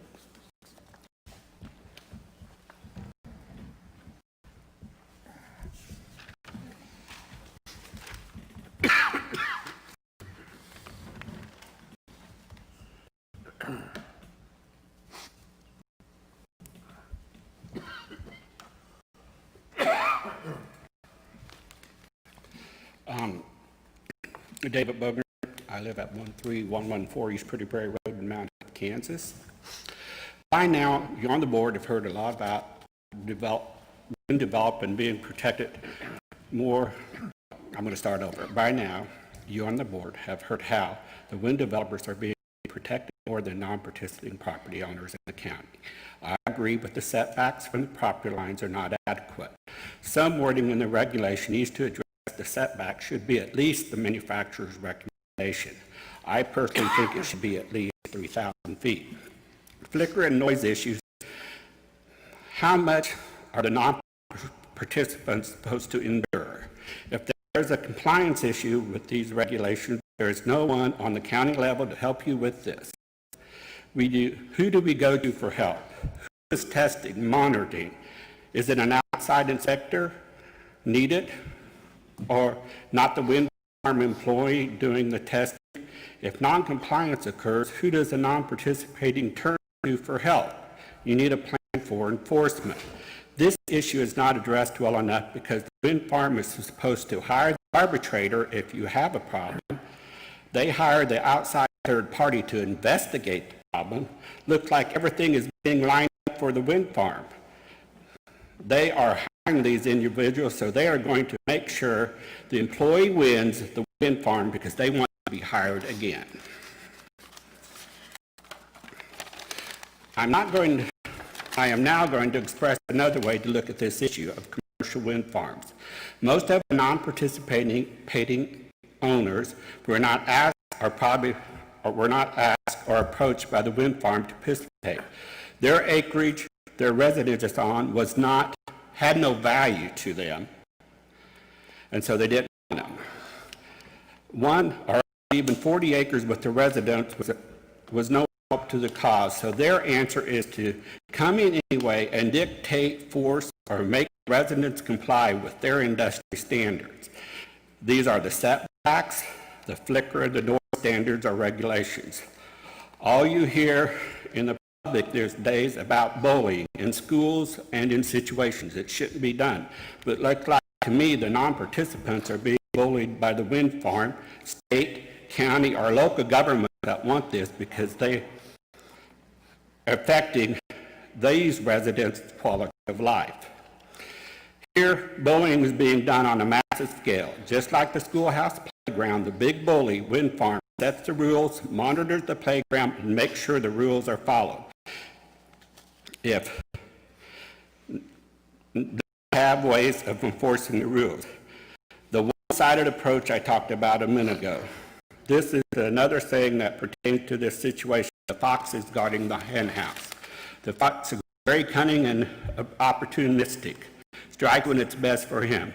But in this situation, the non-participants goes against, if the non-participants goes against the fox, the wind farm, for non-compliance issues, the whole situation takes a turn. The fox gathers the wolves, which is the wind farm lawyers, and a pack mentality kicks in to make sure you accept your place again and in your pecking order. At the bottom, and make sure you comply once again, be silent. A lot of people ask me, are you not for wind energy? Most people want to feel good about themselves and say they are, but if you start asking them, especially with these setbacks for property lines, would they want a 500-foot tower plus 50 feet from their property lines? For a lot of residents, that's 700 to 900 feet from their front door. Most say no or won't answer because they don't want to go against their feeling we need to have sustainable power. I wonder how sustainable they really are, time you build, construct, and get them running. Do they ever produce enough power to pay for themselves? That is a debate we'll go for at a different time. A lot of people want, as long as it's not in their back door. The last time we had these hearings, a lot of people got up and talked in favor of wind farms. When you listen to these individuals, some are local residents, but the majority were these individuals would never live in the red light district of a wind farm. From people representing the state, local, county, and city commerce commissions, how we need this wind farm, but lots of these individuals would never live within one.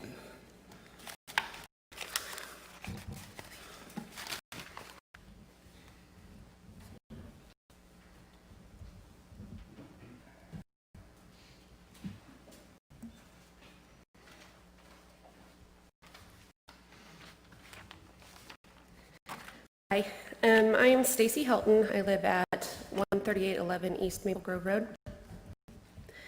I was raised in a house about 2 miles from St. Joe. When I married my husband, who was also from the area, we always wanted to live out in the country.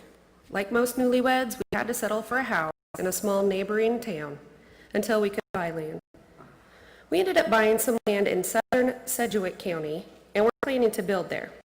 During this time, we were approached by Sue Dold about buying the house that her father built in 1950, which was located about a half mile from St. Joe. The fact that it was on 5 acres and my father farmed the area around it, the field around it, we jumped at the opportunity. We moved back. Our first 5 years that we lived there, it was amazing. The community was so welcoming, my children flourished at the local school, and I made friendships that will last a lifetime. Yes, the first 5 years were great. Then next era came.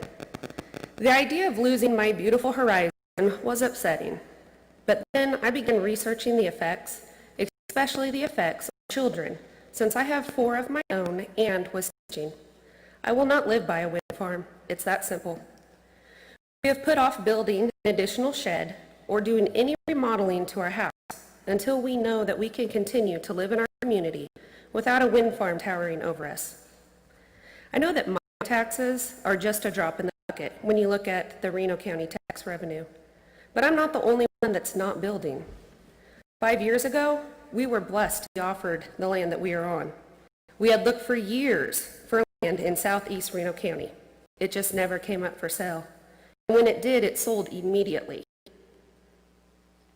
Now, there are plots of lands for sale and have been for 2 years.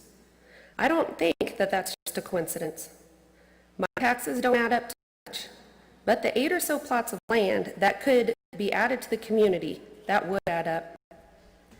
At this point, I just want to know what's going on. If this wind farm is going to become a reality, I sadly have to revert to my original plan and build on our land in southern Sedgwick County. I would imagine others would eventually leave as well. I know I'm not saying anything that you haven't already heard. I have not spoken before at any of the meetings, and I just wanted you to be able to add one more face to the side that opposes the wind farm. Please ban industrial wind facilities in southeast Reno County.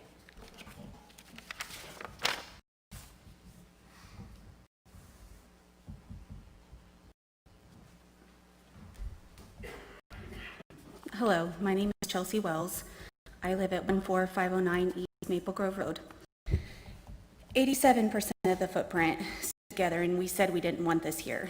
13% is the participating, wanting to make a buck and screwing their neighbors, what it comes down to. We have begged you to let us help you. You've denied listening to us as your constituents. There's no reason to let a company come in and forever change our county.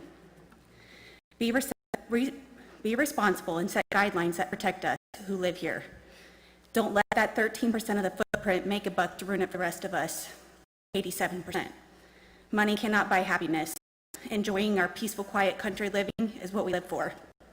Do not ruin our life out there. Listen to the people, tighten up restrictions, please. We're begging you. Thank you.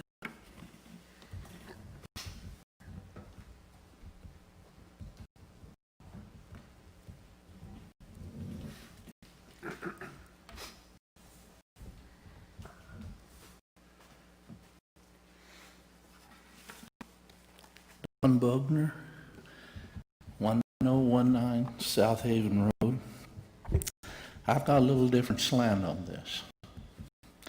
I'd like to ask you a few questions because I don't see where a lot of knowledge was used to come up with this document we're considering. First of all, show of hands. Have any of you had any formal education in electronics or electrical distribution? I have. Have you lived under or near a microwave tower? I have. Have you seen, since the last go-round of well,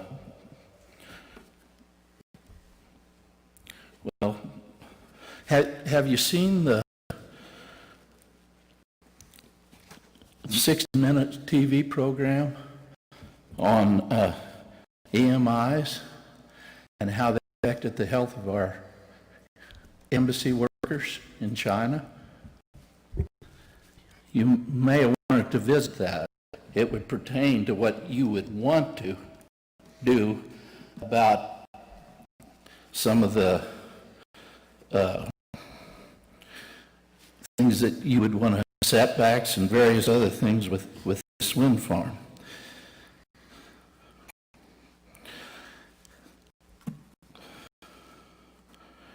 I'm going to skip over some of this because it's been said often enough. If you sign up for the wind farm, have you looked at the contract that they're presenting to anybody? If you're going to regulate this thing, you ought to be able to read that contract. There's a whole paragraph in there that speaks of nothing but what you can't sue them for. And in typical lawyer speak, it will say that you can't sue us on these items, these specific items, and other items. And the first two items pertain to the noise, flicker from your wind turbine, and everybody talks about that. Microwave tower, I specifically asked, why is that in there? Get it out of the contract. Oh, that's just old technology not used anymore. Fact is, if you've got a wind farm, you've got microwave towers, because that's how they control and monitor their machines. We lived under a microwave tower a mile from our house. Southwestern Bell at Mall Bell. And we had just installed, when they turned it on, a new satellite system. We didn't get satellite TV from then on. We ended up scrapping it because we couldn't get a signal. The other thing, about every 4 to 6 weeks, things would get out of caliber, and on a clock radio that was shut off, middle of the night, he started hearing, you're all old enough, that you remember the touch-tone phones, the beep beep that signaled every number? Okay, that starts coming over your radio that's shut off at night. Mall Bell would have 5 cars out there the next morning. But I'm telling you, everybody's talking about that turbine, and that's a bad deal, because it emits some of the same EMIs that microwave does. And that's where you get in trouble, because they play with computers. Siemens engines, engine manual, they'll tell you in their troubleshooting page, check these things. If that doesn't correct it, we've done all we can to protect you against EMIs, your computer's being fouled up. I'm sure all of you use computers. 90% of the people have a smartphone, miniature computer. These machines are going to foul all that up. All precision farming's done with global positioning.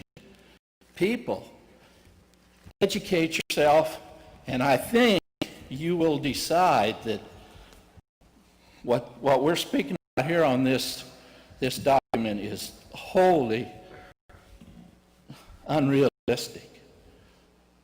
To live under there, I hope you don't have to make a phone call. I hope you don't need GPS, because that's all by satellite. These things foul up satellite. Thank you. Thank you, Don.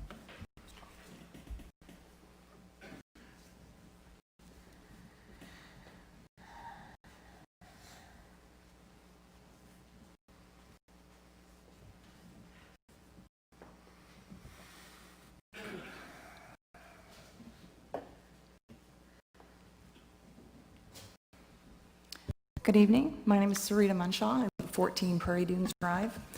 And I was born and raised in Kansas. And I own a property in Marion, Kansas that has been in my family since 1883. And 130 years. And I plan to have it in the family another 130 years. And I am a non-participating owner with a large wind farm next to my property. And I just want to share my experience. And I've had my property appraised before and after. And there was absolutely no difference in the property value. I also would like to state that as a scientist, the decibel level in this room is at 65 decibels on a dBA weighted scale. Thank you.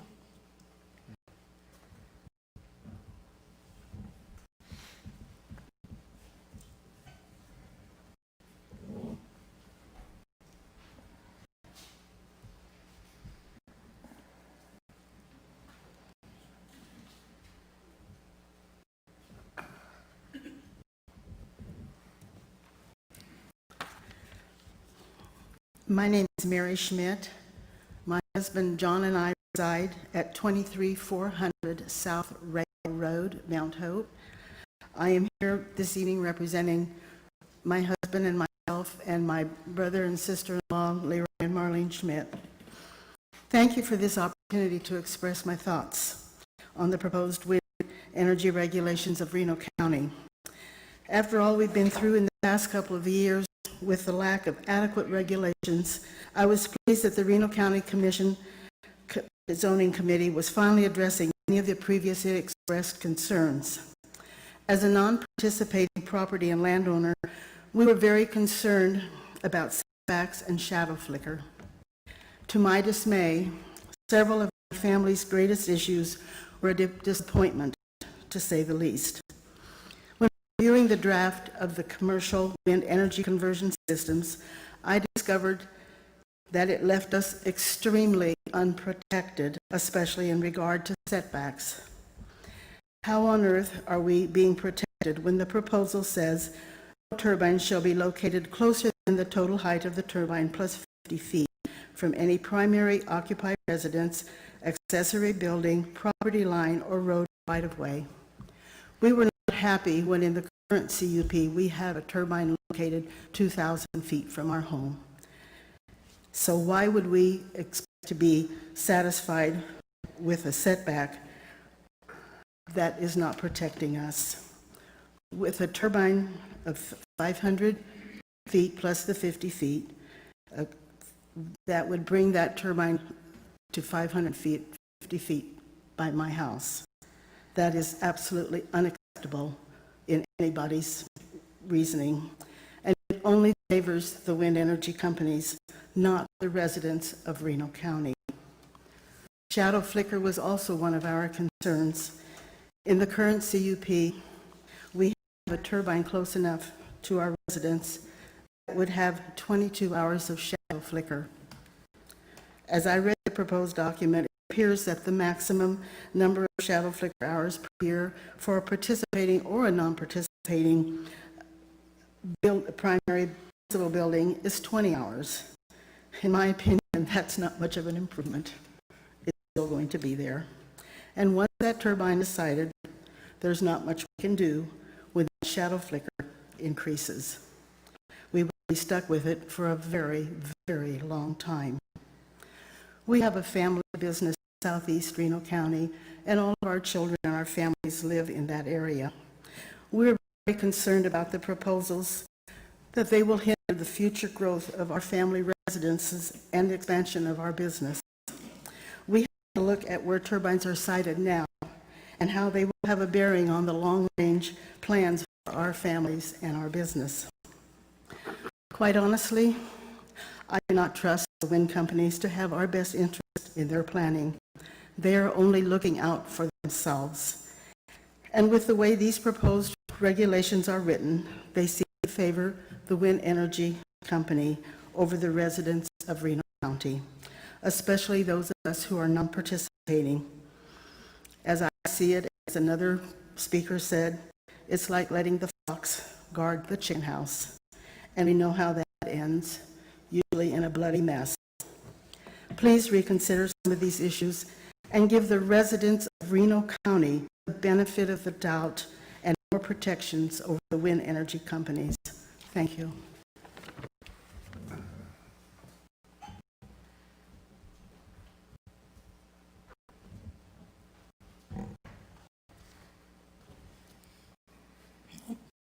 My name is Eric Young. I live on 17401 South Rail, Haven, Kansas, and I am in favor of the wind towers. I am a participating landowner, so the towers will be right in my backyard. We've been pulling energy from other places for years. Maybe it's our turn that we start producing energy for others right now. Thank you.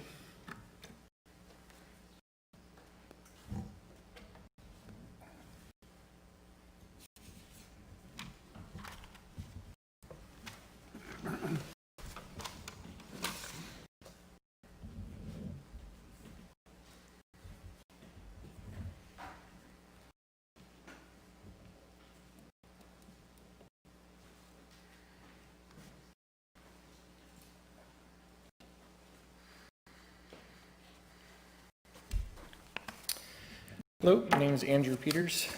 Mark, I emailed this. Was that intended to get it distributed, or should I hand it out? Anything that was sent probably after 2 p.m. they don't have, so. Okay. Whenever you. Thank you. Good to see everyone again. Some familiar faces, some new faces. So I represent the Sunflower Glider Port, which is located at the Hutchinson Air Base Industrial Track. It's the corners of Langley and Essex Road. I'm here representing the members of the Kansas Soaring Association, the Wichita Soaring Association, national soaring pilots that come to Kansas to fly in contests, as well as general aviation pilots. Specifically, I'd like to address some of the deficiencies that are found in Article 23. There are 3 distinct safety hazards, which I've spoken for before, that wind turbines present to general aviation aircraft, and particularly sailplanes. There's the physical obstacle, there's the turbulence that windmills generate, and there's also the fact that they reduce the number of fields that are available for us to land at in an emergency. I'd like to thank you for drafting the Article 23, the folks that participated in that effort. I think it's great that some of the suggestions that were presented were incorporated. I especially thank you for including specific language for private airfields. This helps address the third hazard, which is the number of fields available for us to land. There are some, however, issues that the article fails to address.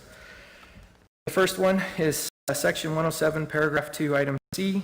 Setbacks from public airports shall be determined by the FAA. Just want to reiterate that the FAA evaluates the navigable airspace around airports, and it doesn't actually set setbacks. Now, if a tower encroaches into their analysis, it will say that it's a hazard, the navigable airspace, and then they will be forced to either relocate or they will be forced to add additional lighting and marking to make it not a hazard. So, on behalf of the aviation community, I request the Planning Commission revise the language in Section 107, Paragraph 2 to include the same setbacks for public airports that are being used for private airstrips at a minimum. The language is provided. The next section is specifically with Paragraph 107, Paragraph 2, Item E, the setbacks from private airports. I applaud your methodology of applying a number to the height of the wind turbine to allow for different size wind turbines. However, there's a problem with your analysis, and that's just the interpretation of the rules. There's all kinds of diagrams online. It's hard to understand exactly what's going on, but for a typical VFR airport, which would be a private airport, the FAA doesn't apply any of the imaginary surface rules. You guys have tried to do that, and I applaud you for that. However, the transition airspace or the transition area on the side of a runway, actually, it is the 1:7 ratio that you guys used only goes up to 150 feet. From 150 feet out 5,000 feet from the edge of the runway, it's 150 feet. So any tower taller than 150 feet would be considered a hazard. At 5,000 feet, then it starts to do the 20-to-1 plane. That's up for 4,000 feet, which basically only gets you to 350 feet above the airport elevation. The windmills we're talking about are 500 feet tall. So even at 9,000 feet from the airport, a tower that's taller than 350 feet would be a hazard. So you really have to extend that 1 to 29 or 1 to 20 all the way out to the 500 feet. And that number turns out to be about 26. So also traffic patterns are determined to be about 2 miles long and 1.5 miles wide. The traffic pattern is designed for airplanes to be able to climb and descend without running into obstacles. And the setbacks that you have implemented do not adequately cover a normal traffic pattern at a VFR airport. So, thanks. Thank you. If there are any questions, I wasn't here at the beginning, so I don't know if you have questions or whatever, but I'll stick around. It's just a thing. Okay, thanks. I can continue his, or you can hear it from the professional. Can you get another 5 minutes in my place, or should No, it needs to be you. I'm Barry Boone. I represent the Sunflower Report. I am also the Kansas State Governor for the Soaring Society of America, 12,000 members. We are concerned about our airspace, obviously. At our glider port, we've invested almost $1 million in the property, with a lot more to go. We're the primary training hub, in my opinion, in our state. We train kids and adults in a high amount of numbers out there. We've got kids starting at 14 years old up to 21. And we award scholarships to these young people to fly. They venture away from our glider port. They're kids. They do what they do sometimes. And they do so for good reason, because we train them how to fly cross country. And some of our gliders, they're efficient enough to fly up to 50 to 1 glide ratio. So some of the numbers that Andrew spoke about, 20 to 1 and things like that, are much, much different than our actual glide ratio of our glider. So we do have some concerns when it comes to flying back to our glider port and being above any wind generators that are close to our area.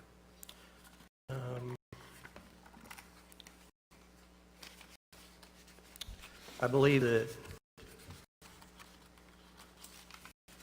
the information that's in our document has probably been presented before, so I'll spare you from all that. We did attain the lat long coordinates of the previously proposed generator some time ago, and we were able to plot where they were in correlation to our airport. We find some intersecting lines on our drawings here where they would be a problem. We also recognize on many airport diagrams that the glide slope approaching the end of the runway are extended beyond a normal circumference of the glider port or airport. So additional setbacks would be needed on the north and south ends of our airport. So I think I'll let you guys loose there for now. Thank you.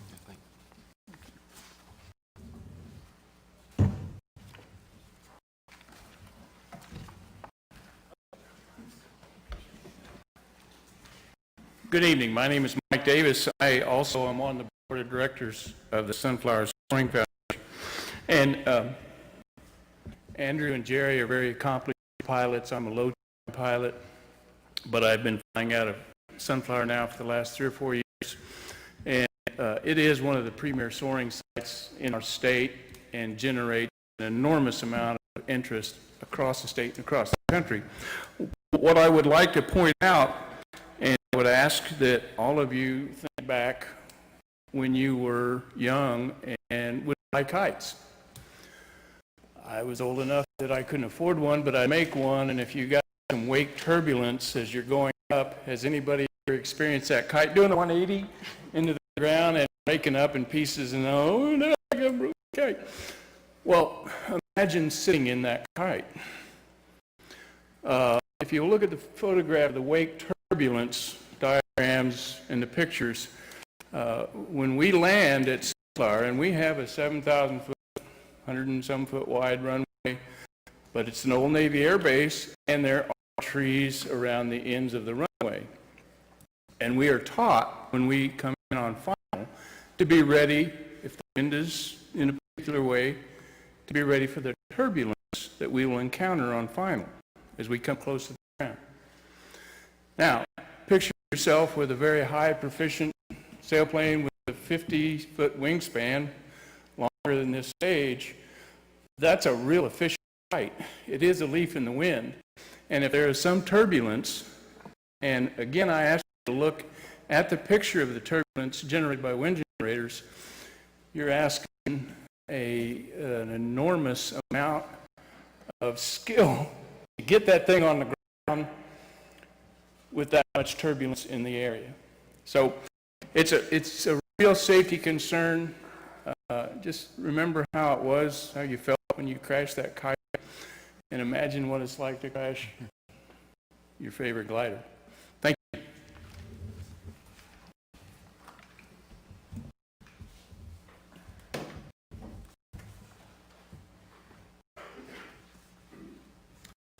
Hello, I'm Juan Traeger from 6118 East Arlington Road. I do believe I know several of you up there.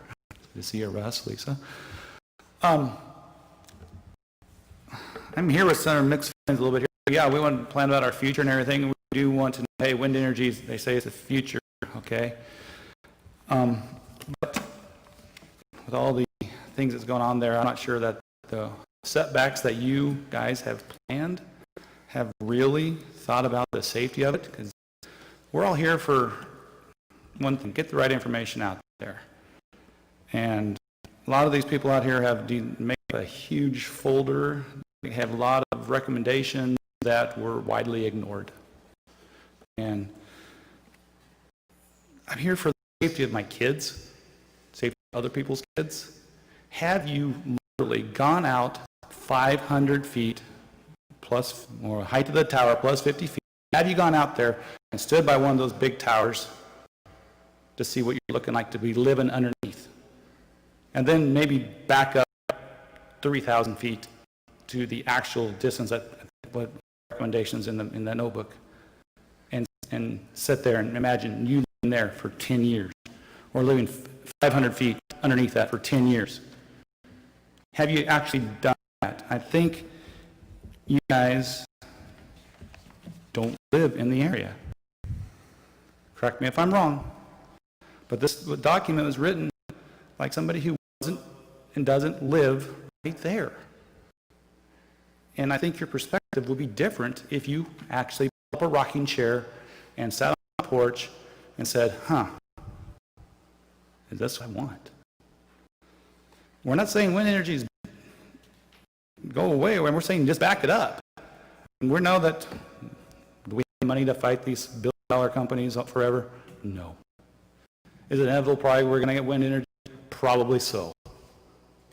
But we're asking you to at least, like the first paragraph, defend us. Not the developer's interest, because I believe the title is Reno County Planning Committee. That's us. You, me. So think about safety. Think about these kids. And just, pull up a rocking chair and measure it off. Thank you.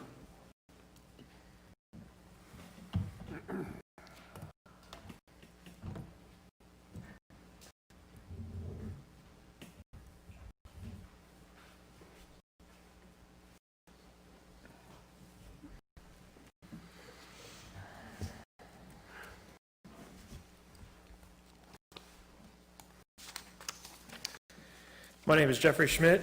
Thanks for taking your time to have this public hearing on the proposed regulations for commercial wind energy conversion systems in order to create proper zoning for residents and landowners in Reno County. If you were to ask rural Reno County residents 10 years ago if they thought the zoning regulations were adequate for their lifestyle, I bet they would have said sure. These residents enjoy raising their families in the rural parts of the county because it's been a peaceful lifestyle with limited distractions. Over the past 10 to 15 years, it has changed in many rural communities with the expansion of commercial wind energy conversion systems. Our county now faces the reality, pros or cons, of commercial wind, but in order for commercial wind to exist, there needs to be proper and adequate zoning regulations for these 500-foot or taller commercial wind energy systems. We know the current zoning is not adequate for commercial wind. With the recent CUP last year submitted by NextEra, Pretty Prairie Wind, our community has done extensive research to help the Planning and Zoning Board, along with Reno County Commissioners, learn more about what is all involved with commercial wind.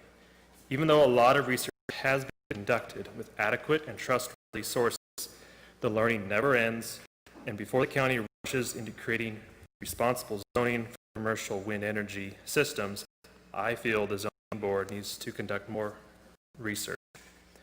The proposed zoning changes would make a 500-foot turbine at 550 feet from the property line, which is highly inadequate. I do agree the distance established should be from property line, not structure, which you've got. When looking at the regulations published by one of the turbine manufacturers, GE, they actually state 1,100 feet minimum from property line. The 550 feet would be less than the GE minimum, plus the proposed zoning is less than what the CUP and Xterra had last year. Why would you put in zoning a minimum distance from property lines, which is less than what was already submitted in a CUP by Xterra?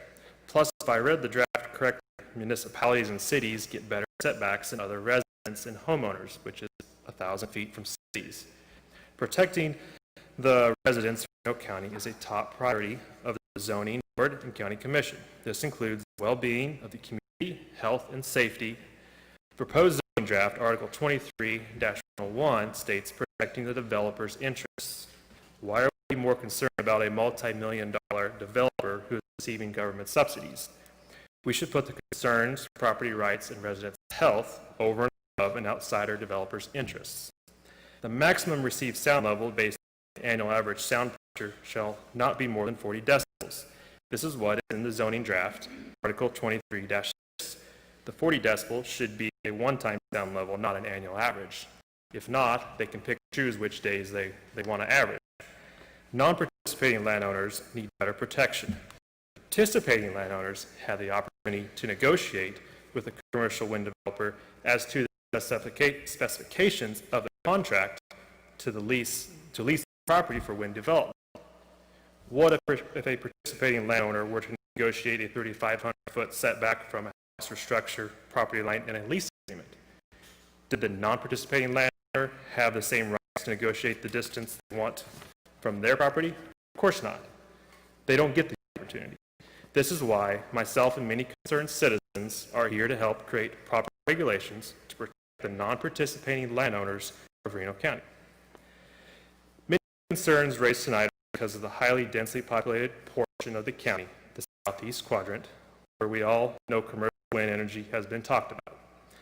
Due to the higher population of this area of the county, these regulations need to be more stringent. Very few, if any, commercial wind projects have been attempted in an area such as a high resident population as the southeast quadrant of Reno County. I also feel some sort of decommissioning regulation needs to be as stated in Article 23. Further decommissioning regulations can be established with each submittal for commercial wind with the developer, but we need to have a minimum standard established. There also needs to be a minimum standard for complaint resolution, plan, enforcement of any sound or shadow flicker infringements. Overall, we need better zoning regulations for commercial wind energy conversion systems. This has been proven when about 85% of the residents at the last public hearing were opposed to the cut by Nextera, the regulations. Shouldn't this tell something? Thank you.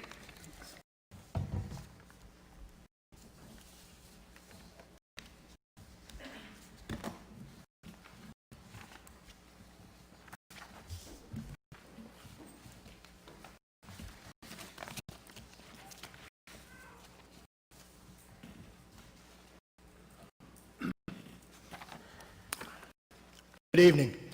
My name is Kevin Horsch. I live at 2 West Sun City Road, Prairie, Kansas. Like I said, I'm a resident in Reno County, and my business is in Reno County. I have stood up before to talk to you about my concerns with industrial wind facilities. I have heard opponents of this proposed zoning continue to request protection from improper turbine siting. Proponents are stating that it gives a bad message if the zoning is too strong. So one side is asking for reasonable, scientifically backed protections, and the other side is saying, do not rock the boat for fear of sending the wrong message. Forgive me, but that is too PC, politically correct for this part of the country. Out here, we tell it as it is. We can be respectful, but we are not going to sugarcoat it to save your feelings. The truth is, this zone has inadequate setbacks. If it was not the case, the majority of the community would be in favor of the new zoning. Reno County started a wind coalition over a decade ago. Reno County welcomed Siemens with open arms almost a decade ago. The conversation is not if wind energy belongs in Reno County, because it is already here and thriving. If we choose to expand our wind services with a wind energy conversion system, we should take our time and do it right. Not just any wind project will do. Let us choose the project that will best fit our county, one that is properly sited, one that is economically viable, one that will actually support Reno County jobs by using the fine Siemens turbines constructed here. I know every project requires a different type of turbine, but you must admit it's kind of a slap in the face to not use a local manufacturer. Let us have zoning that supports this. Proponents continue to claim that strong zoning will send us a bad message. This zoning is a bad message. Set your expectations for proper sign high. If it makes a certain developer think twice about starting a project here, the project was not right for our county. Another project will come, and perhaps that developer will see that we care about people and make the better deal that ushers us into a new era of wind energy. Reno County deserves a project to hang our hats on, one that we can all be proud of, not one that is done in haste, without regard for the people, just because someone may be offended that they are waiting for a more compatible offer. It is time to stop worrying about the perception of our zoning. It is time to show that Reno County will not be compromised for empty promises in order to save face with the wind industry. Reno County will instead put their best foot forward with wind, one that supports Siemens, houses the Wind Coalition, has strong zoning that encourages projects to be properly sited, economically viable, and as you will find, when these two criteria are met, will be community supported. Thank you for your time.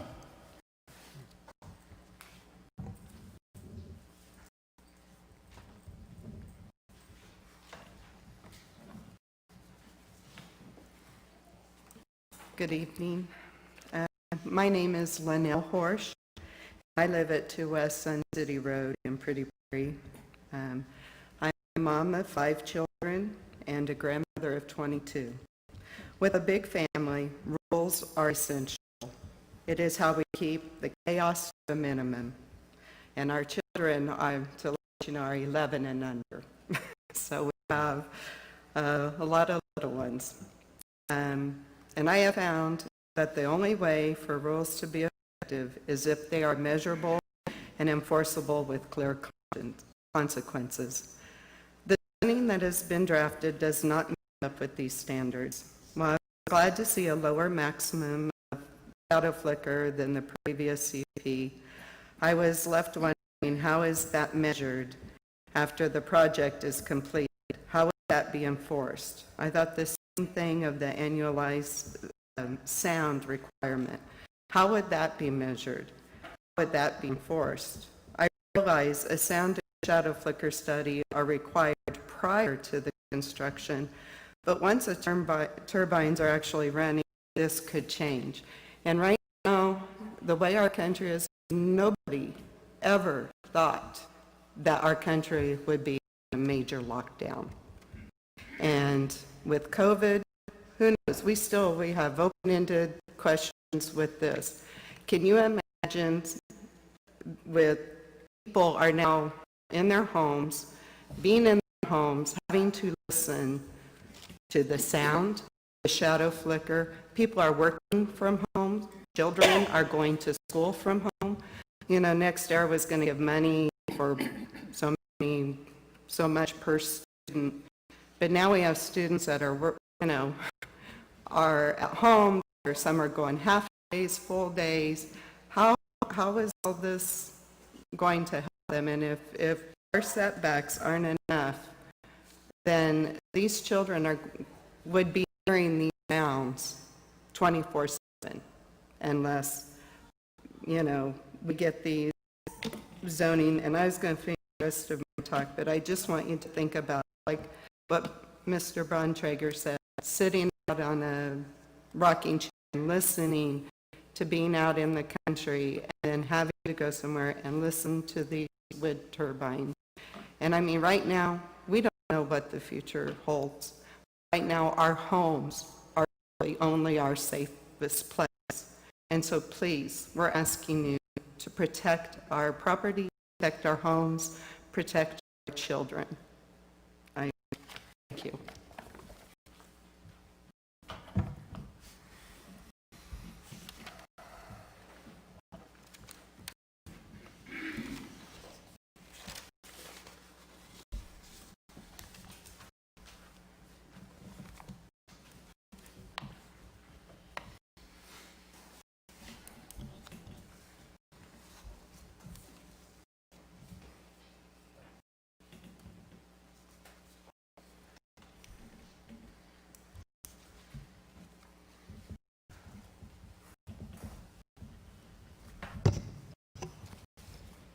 Good evening. My name is Deborah Temple, and I'm the president of the Hutchinson-Reno County Chamber of Commerce at 117 North Walnut. Thank you for allowing me to come before you today to speak on behalf of our membership. As you know, we have a public policy agenda that is adopted by over 700 members and representative of our membership that represent over 20,000 jobs here in Reno County. Within our public policy agenda that is adopted every year, and definitely over the last decade, that agenda has included support for clean and wind energy for a lot of reasons, because it creates jobs in our community with a significant employer in our community that employ people that build wind energy systems that do just very that. Generally, our members believe that fewer regulations keep Reno County open for business. However, we also believe that through this process, you are providing clear definition about what is allowed for the future and to really set the stage for development rather than leaving each project to apply under ambiguous conditions. So I applaud you for your work to really give thoughtful consideration to this, and I'd like to thank the staff and definitely the Planning Commission for all of the thought that you've put into this very detailed plan. Your role is to define regulations that keep Reno County open for clean wind energy. I really applaud you for doing that hard work, and also for listening to all of the residents that have come before you today too, because it's an important process to hear from them about what they think is reasonable, you providing industry standards that also are reasonable, and listening to all sides of that argument as you make these really careful decisions. Our Chamber's belief is that this draft does take into account many of those factors, including the safety and protections for all.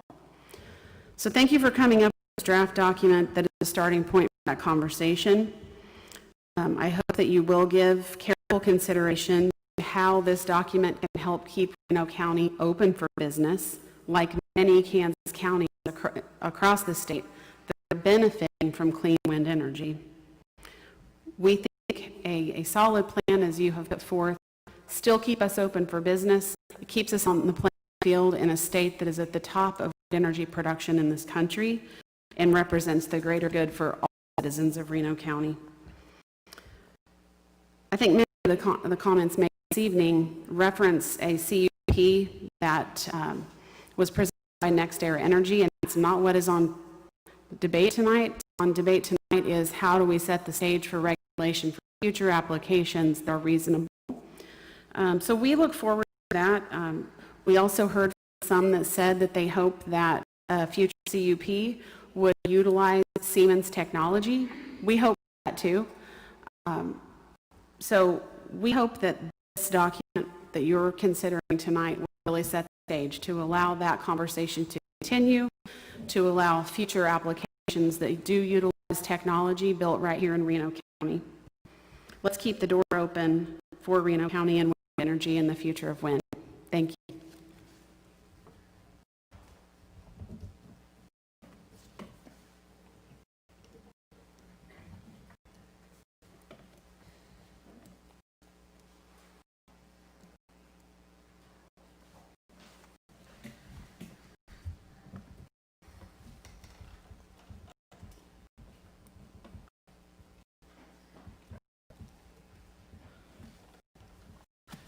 Good evening. I'm Kathy Barnett. I'm a resident here in Hutchinson, 129 West 25th.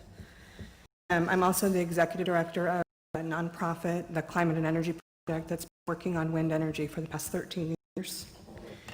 I appreciated what Barbara had to say about taking NextEra out of the equation. And this really is about what we're going to do next. And so I applaud you for the hard work you've done so far. I know that this has not been an easy process for any of you. And I recognize the concerns that a lot of people have expressed this evening.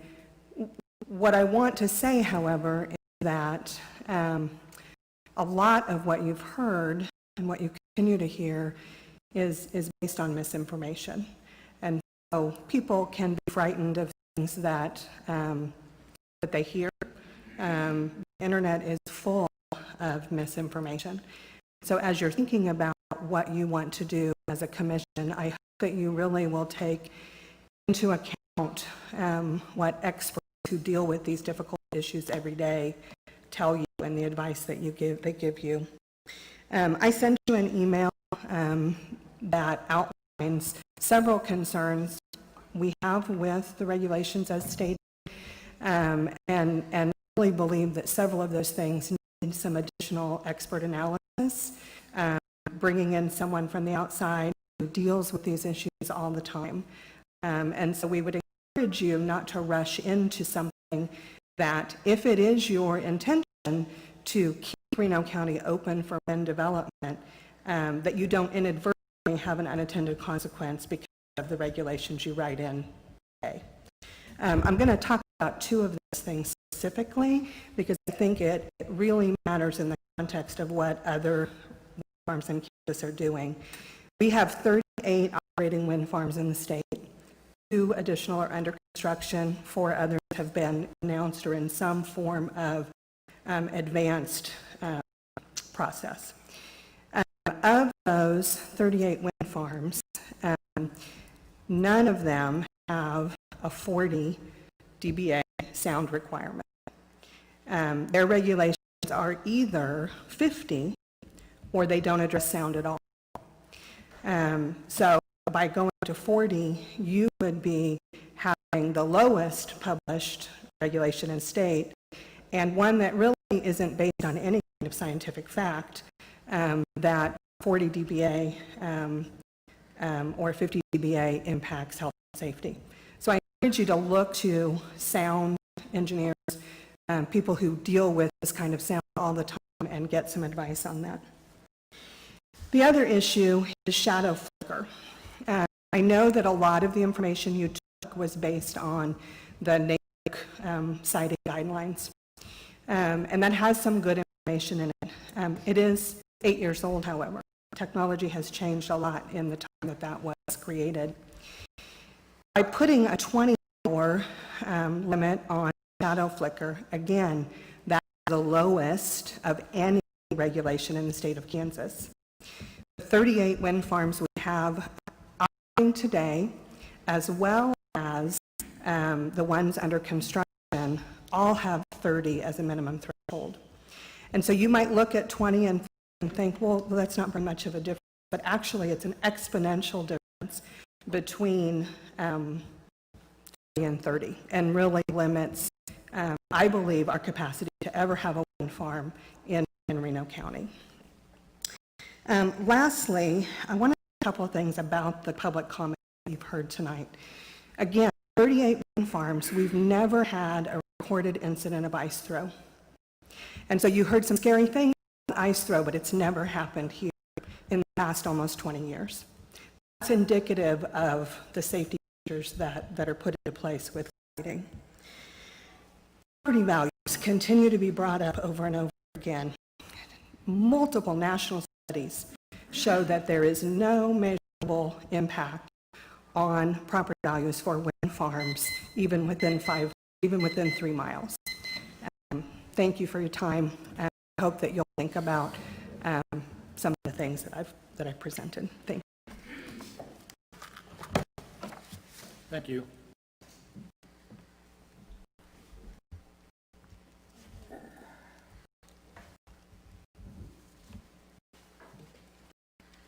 Good evening. My name is Elizabeth Helton. I live at 12610 East Maple Grove Road.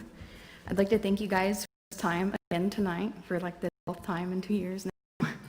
But I'd also like to address that we understand that tonight isn't about the CUP and NextEra and about the new regulations, but we should consider that CUP to help us guide us with the new regulations because we need to learn from the mistakes that occurred and kind of use that as a guideline as well.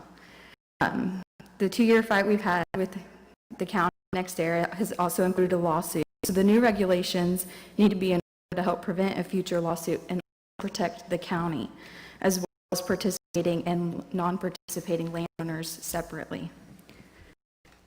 With the right setback, Reno County can be the home of a wind farm. However, if setbacks shut down a project, then it's obviously too close in a too populated area, and obviously unsafe. Thank you for your time and allowing me to speak tonight, for your effort in getting these regulations in place.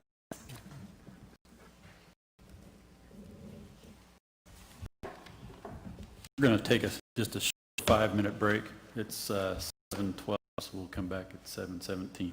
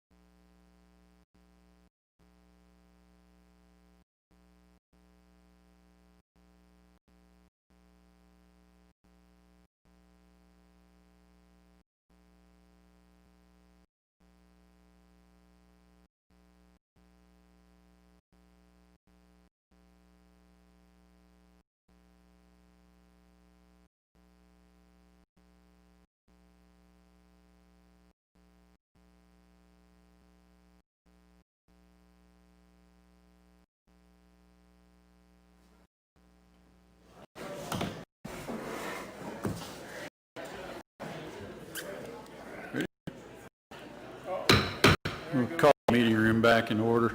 Let's continue with the public comment.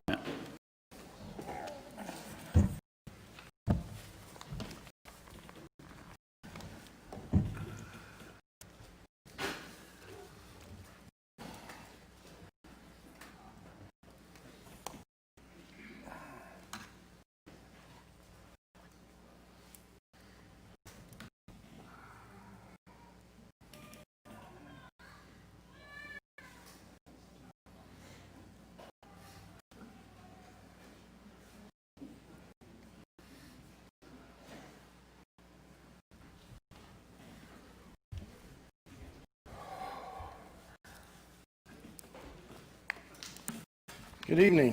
My name is Wayne Mans. I live at 14918 East Maple Grove Road. So on the way here tonight, I found out that there were revisions made to the proposed wind regulations at the beginning of this meeting, which changed the comments that I had prepared. I don't know what those exactly the revisions were, but I'm a member of Reno County Citizens for Quality of Life, and after consulting with our legal counsel, he stated that this meeting is factually meaningless, and that the meeting notice that went out was about the proposed regulations that were discussed and published, and what we're talking about tonight is something different. So everyone here does not know what those new regulations are, and they're legally insufficient for the requirements of a public hearing at this point. So I know I speak for many of us here had thoughts. You know, we haven't had time to review what those are they published? Do we have a copy of them?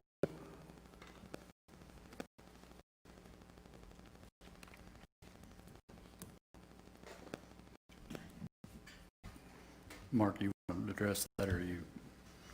No, they're not published. I said we were working on this up until last week, so we announced changes here earlier tonight.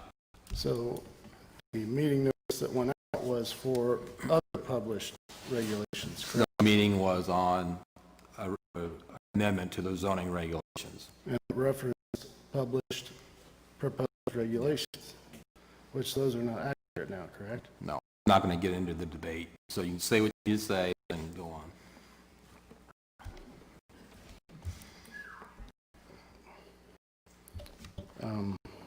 I don't know what to say because I don't know what those revisions were. I wasn't here for that.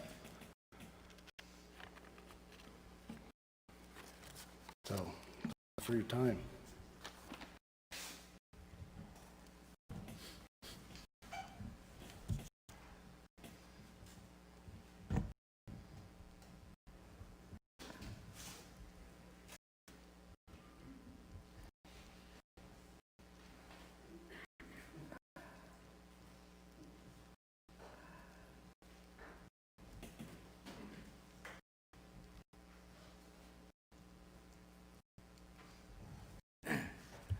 Line 7712 Sun City Road. And as I was driving in here, I was thinking about what could I say, what to say, what hasn't been said, and I think overall the thought process is there's nothing really left to say that you haven't already heard.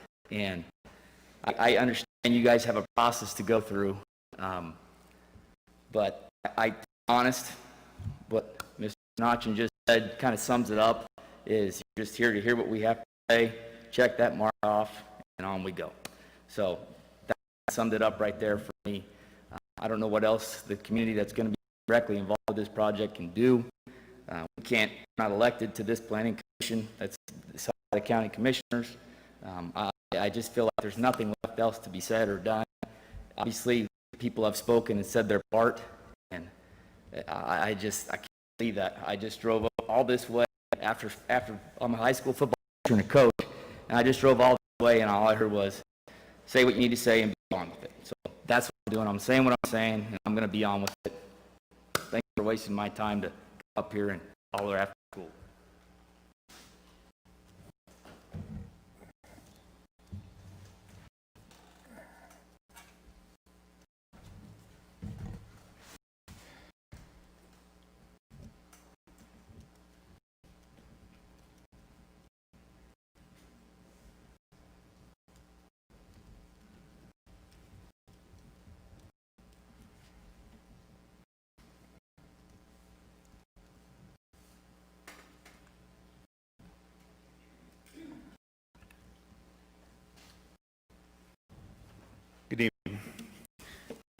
My name is Jason Sowert, live at 14202 East Maple Grove Road, Mount Hope, Kansas. First of all, you guys are here because, you know, you're here to make a decision or recommendation, I guess, to the county commission. I really appreciate your guys' time. I know the process. I know you have to sit here and listen to us. I do appreciate your time. I'm in the construction industry, even the electrical industry, okay? And so safety is number one for my company. If we're not safe, we can't bid work, we can't do work. It shuts us down. So part of this regulation proposed, unfortunately, we don't know what's on the table right now, and that we are handicapped to talk intelligently right now to y'all. So as Wayne, my script here, I guess, is kind of has to be a little bit manipulated. But safety has to be number one, in my opinion. It is in what I do every day. I need to make sure all my employees go home with all their fingers and toes, and hopefully they're going home to a home that they can rest peacefully. And again, without knowing the new proposed, you know, even with 2,500 foot setbacks in Pratt, landowners, you can go out there and hear the turbines. So some people may say they get used to it. Some people may say that they can, you know, get over it, but it's proven data, not off the internet. We have proven experts say that this could be long-term, you know, negative impacts on someone's health. Same way shadow flicker. Everything we've talked, you guys have heard the data, like the reference, we've kind of gone over and over. So if you want to start considering the actual safety of the citizens, going with proper setbacks, you know, I don't care how many other wind farms are out there. It's kind of like an electrician saying, well, those electricians over there are doing it this way, so it must be safe. My company, we do things our way, and we got a awesome safety record. And we're not going to sit here and do what others do because that's maybe the norm. I'm setting my own norm, do what I need to do to keep employees alive. We're not life for death here, I hope not. But when it comes to safety, 2,500 feet, we can hear it. You know, there's setbacks with shadow flicker and everything else. So, you know, we've learned what we learned from 2020, right? People are given, you know, misinformation, go to the extremes, wear masks, but then they go shut everything down. If masks were safe, we wouldn't have to shut stuff down. But people are going to extremes, and here we're almost going the opposite way. Again, not knowing what the new rules are. It's kind of hard to say. But property values mentioned, even in the last public hearing, I gave actual factual data in neighboring Sedgwick County of property value that was negatively affected. So it's not say it's not misinformation off the internet. We have given this county information that is factual, that's negative impact to its residents, both safety and property value. Again, property value is second or third in my book. Safety is number one. I want to go home what, as I've referred to, my slice of heaven. I moved out of Sedgwick County into Reno, next to the church I was born, raised, baptized, went to school. And again, that's not what this is about. What my, you know, feelings are. It's about safety to me and my family. I want to die in that house. I want to live there. But if I'm not safe, I'm going to have to move out, okay? Because I'm not going to jeopardize my family with what could possibly happen when something like this goes in. I don't care about 30 other wind farms in the state. Why not set the bar? Why not prove we care about safety, do what's right, and protect our citizens? We can take you out to Pratt County, where some people will sit there, prove to you that, you know, never everything that the customer or the developer or whatever you want to say, by putting proper regulations, it's not going to shut down the county's revenue. We know that. I mean, people want to pull the tax information, especially from the southeast corner, knows that it's not. I really appreciate your guys' time, and thank you.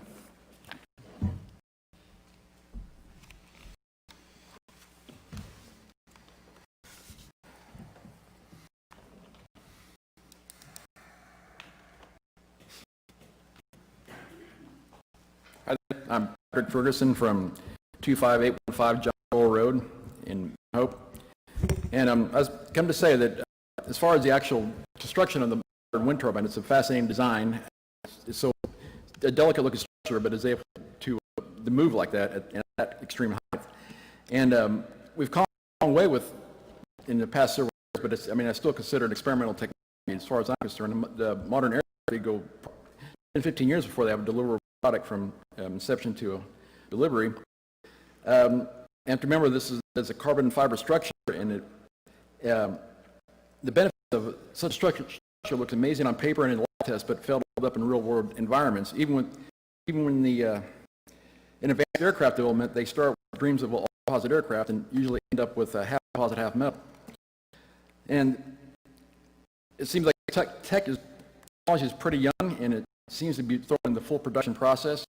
And some of this, the vetting process has been skipped over. Even some of the long-term safety benefits or safety hazards. And as also as in the airplane propeller, sudden changes will impart the most on the blade and hub of an aircraft propeller, and even with a large turbine as the generators. And according to Wind Power Monthly, statistically, they are estimated to have a failure of blade per year per 67 turbines a year. And I know there was recent turbine blade failure up in northern Kansas, near Burn, Kansas.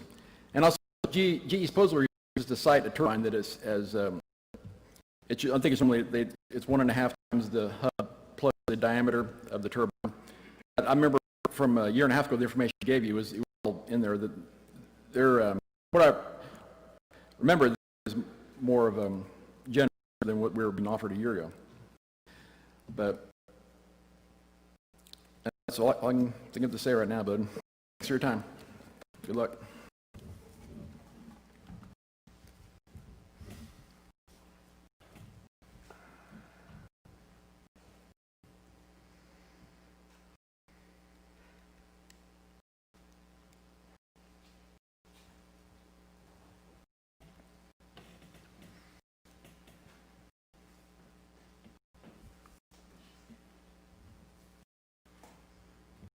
Good evening.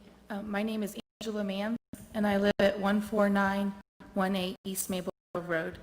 I first wanted to start by respectfully asking you guys to schedule this hearing to a later date in time that we can actually look over the new proposed regulations, because I came tonight prepared, had something prepared, and now I don't even know what you guys are proposing. So it's really hard for me and a lot of us to actually talk about what you're saying, because we really don't know what they are. And without being here, because I work, I teach, I couldn't be here until this time. I have no idea what you're proposing. But I will go ahead and read what I have so far.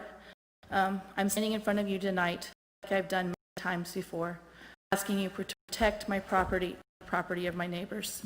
After 2 years of repeated requesting for better regulations to protect us, I was excited when you put forth the effort to finally draft new regulations. Unfortunately, it has become very clear you understand what it means to live in a wind farm and how the lack of proper setbacks can devastate the property value and enjoyment of this property. Instead, you are proposing very difficult to measure and regulate noise and shadow flicker limitations, and saying that these are good enough to define setbacks, and are actually proposing that these setback distances are reduced instead of increasing setback distances from our properties and homes. I ask you, who is going to determine the shadow flicker and sound? Will it be the wind company, or will it be a third party to perform testing? What happens if a turbine is built and the sound and shadow flicker are more than the required amount? Is the company going to tear the turbine down? What is going to look like and make sure the issue is rectified? This is crazy and a reactive approach. Regulations need to be proactive to prevent these issues in the first place. It is your duty and job to protect the residents of the county first and foremost. These proposed regulations do the exact opposite. With these regulations, we are leaving the entire fate of our property value and personal safety in the hands of a large industrial Corporation.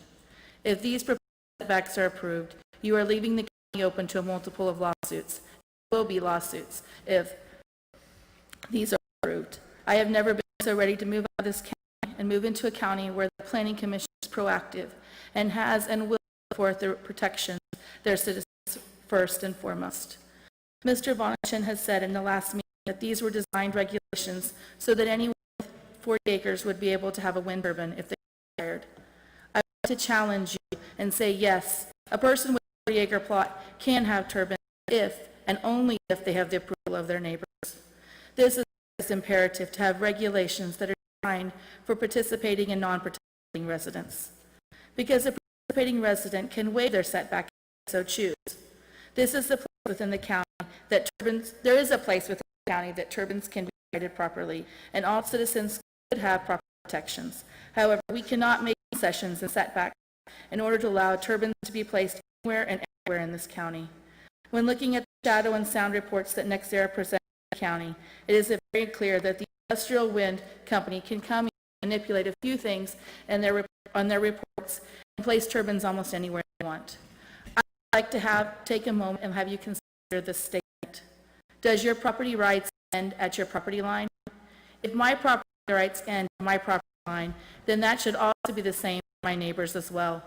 If my neighbor is an industrial wind facility, then their noise should end at their property line. The shadow that flickers as a manufactured wind energy should end at their property line. The ice thrown from spinning blades should end at their property line. My property rights do not allow me to tell my neighbor that you can do with their property what I can do with their property. My property rights should not allow me to live safely on my property without any risk for my neighbors. Noise, shadow flicker, ice throw are a health and safety risk, and they're real and measurable. I know that each of you got an email that invited you to come spend some time with a resident in Pratt's that has a turbine 500 feet from their home. I ask you to please take the time to visit this home near Pratt and see what your decision is going to be like for the residents of Reno. I realize that there are some people tonight who want this decision vote to take place tonight. Please consider that chance to go visit that place in Pratt. Thank you for your time.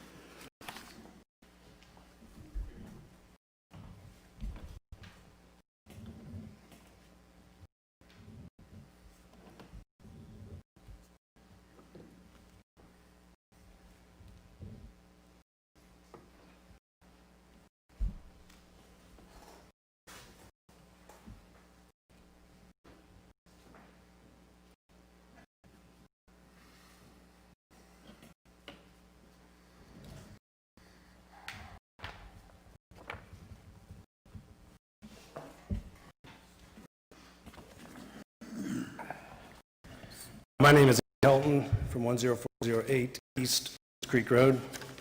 And what I handed in to Mark there was a copy of the original expert analysis of the NextEra CUP. Some of you have seen that. Steve, you were on the board. The rest of you didn't read it anyway, but there it is again, part of the public record. The other thing that I handed in was a review and edits to I don't even know what, the previous version of the proposed regulations. So I guess it's outdated, and we won't have an opportunity to have our expert review whatever the hell you guys did tonight, because it's not posted, it's sent out, it's not public. So, to the point made earlier, it sounds like there's a lawsuit coming, right? A potential lawsuit. This is an illegal proceeding. According, at least I'm not a lawyer, but that's kind of what I was getting from the discussion, the framework of the way it was framed earlier. So participating in an illegal proceeding here, which I personally have never participated in before, so it's kind of interesting. But you guys bent over backwards. Maybe not you guys, but our county bent over backwards to not get sued by NextEra. Oh, we can't review the regulations down. NextEra said that to us. Well, here we are now. You got citizens threatening to sue, but we're going to go plow right through this. We're going to throw shit together in a document. We're going to say this is it, and then we realized we threw shit together, so we're going to edit at the last minute. Again, I'm with the last speaker. I was working, couldn't be here at the start. I missed any edits you made, and I know if I ask for them, I'll be told to say my piece and go away. But I had stuff written up here. I had some notes. I actually spoke to a sound expert, which again, I brought this point up at the next area hearing, is what you people should be doing, what the county should be doing for you. They should be providing a sound expert, not a lobbyist for the wind farm.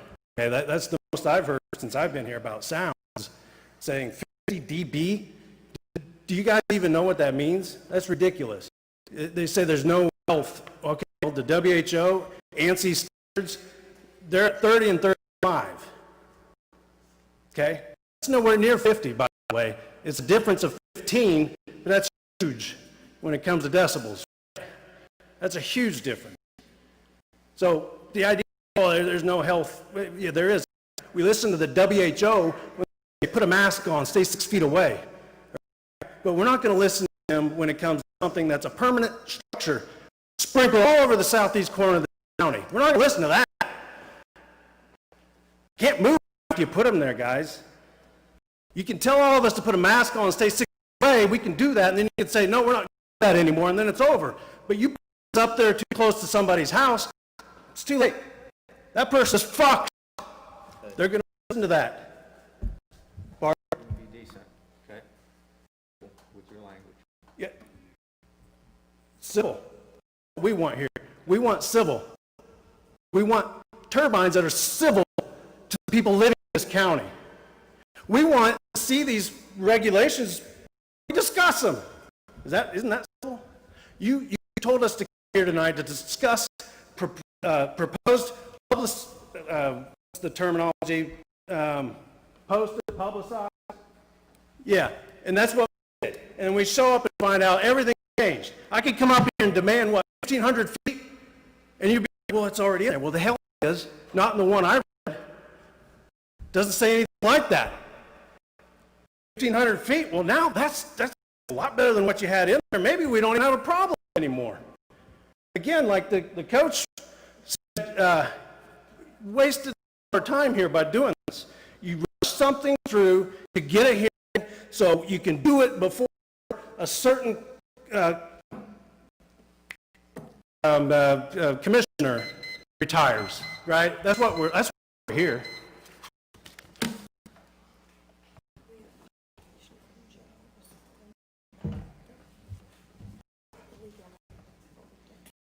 We're going to take a quick recess and consult our counsel. Recess. We'll resume back at 47.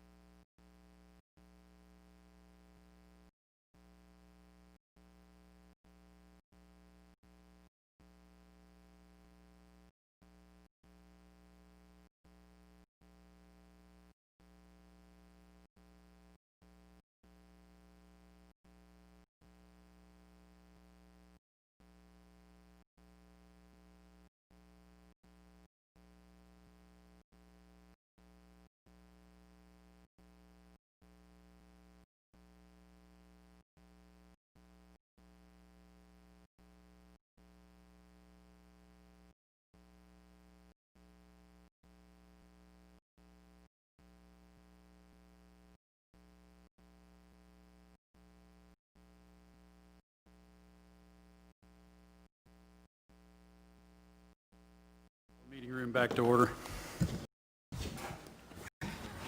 You're consulting with our council concerning your concern. We have, with his advisement, we have made changes within the guidelines set forth for this board. The changes that were made, they were superficial. The change that was made that's probably in question was even to the advantage of a greater safety mindset. So this time we will continue with the public comment.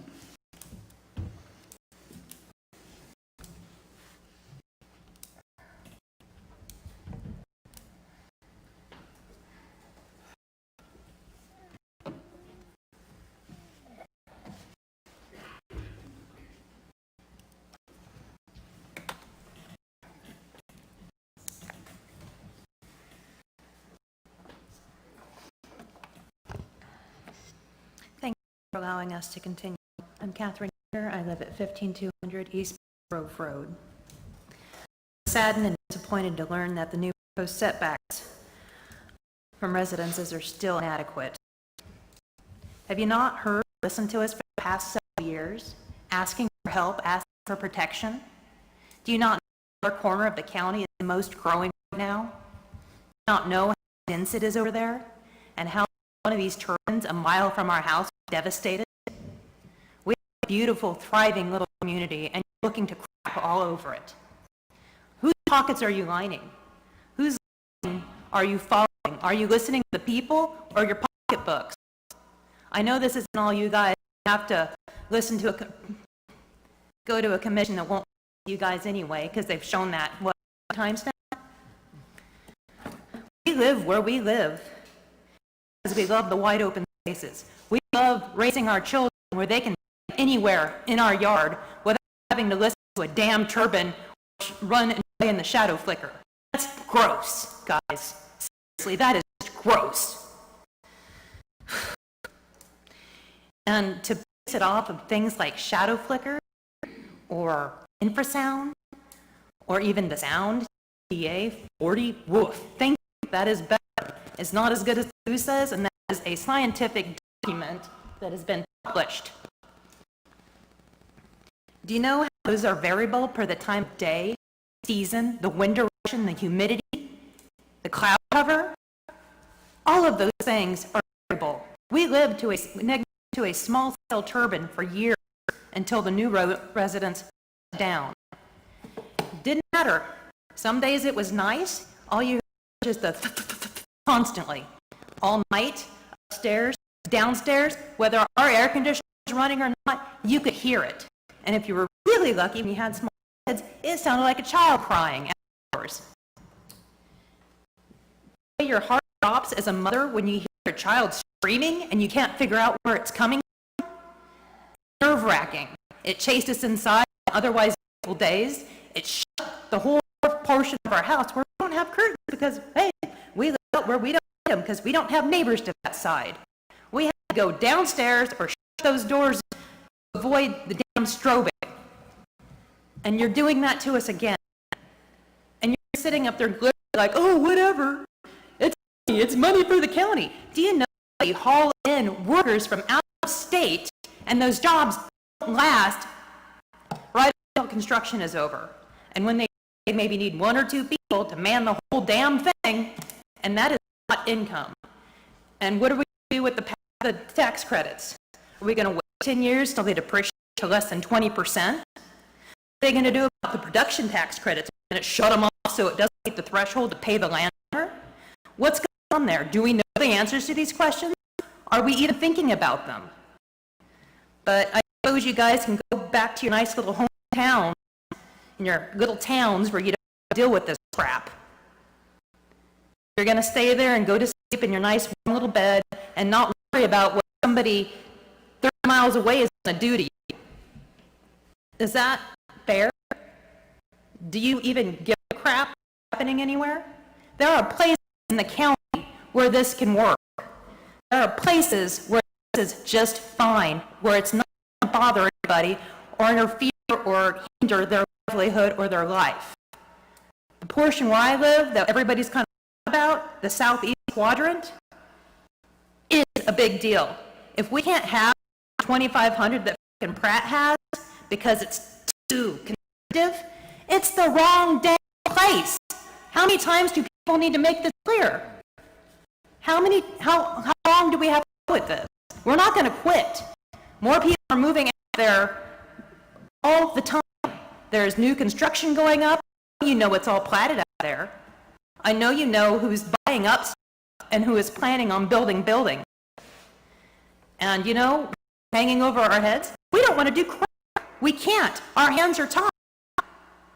Is that fair? Is that right? You can buy and sell your houses all in town because, hey, it's safe. All you got to do is worry about the park down the road.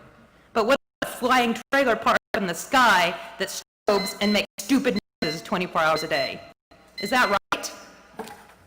Sorry, script.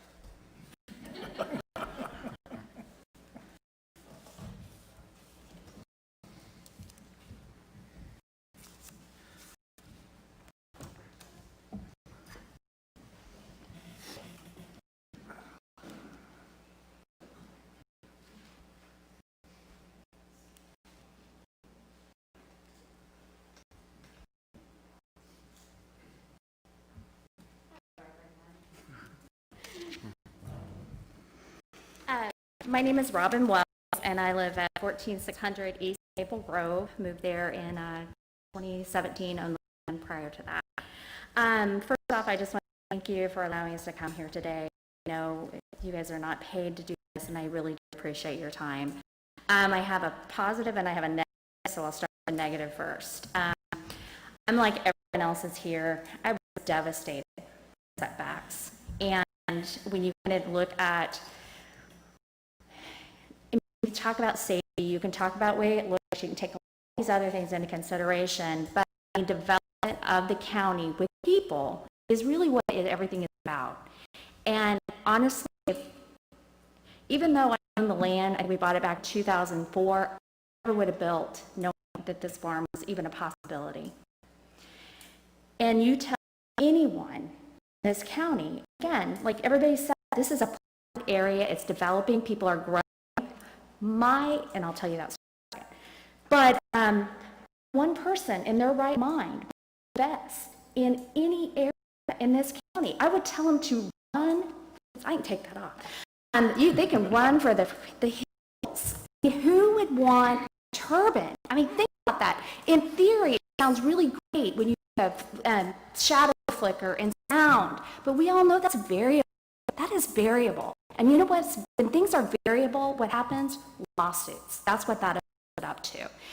Okay, so we'll take, I'm going to use the reference of because that's our experience, right? My house was not included, even though we were there in 2017. In 2019, what they presented to you, my house was in the sound, and it was not considered in the flicker or whatever, you know what I'm talking about. So you take that in consideration, and if the regulations are based on those two things, and my house is not even included in that, what's going to happen? What law can that open up when I build a home? Wow, it's 45 decibels at my house. Who does that set it up? It puts the burden on me. It's a burden on the citizen. And again, we want development. We want development of people, not necessarily other things. The positive. What I was extremely appreciative to see was light mitigating technology. And a lot of question is actually in use, is it available? And it is absolutely available. And I'll give you two examples. North Dakota in 2017, actually as a state to build in North Dakota, they have to have that light mitigating system. Have to. Every farm that's built that came in on after that has to be compliant at 2022. So every farm in that state, no matter when it was built, has to have that light mitigating system. And again, it cuts down on nuisance, for everyone. And that's really what I think a zoning board is really going to prevent. Safety, cutting down on nuisance. I'll talk about Germany a little bit because they're the number one country in Europe for wind energy, number 3 in the whole world. And also have added this whole, or put in a directive for the light mitigating technology. So what I would like to see in the regulations is not shall, not should, but mandated. And I really do think that that makes it a little bit more livable for everyone in the county, no matter where it goes. Also, just to follow up, their regulations in a rural area like ours, their setbacks are 3,280. So again, these setbacks need to be solid, they need to be hard, cannot be variable. And I know many speakers spoke before this. Sound is very different based on wind, humidity, direction, if there's frost, they get really loud. And so let's try to at least get that narrative a little bit more. But again, I want to thank you for your time. I do appreciate it. And again, it's frustrating for us. I mean, this is our life, this is our investment. But it's not just our investment, it's all of our investment. And again, when you look at the amount of money that is developed in this part of the county, I'll put it up against wind energy. I really would. But like, there's other places. I have some land in the western part of the county. Let's get them out there. So thank you very much.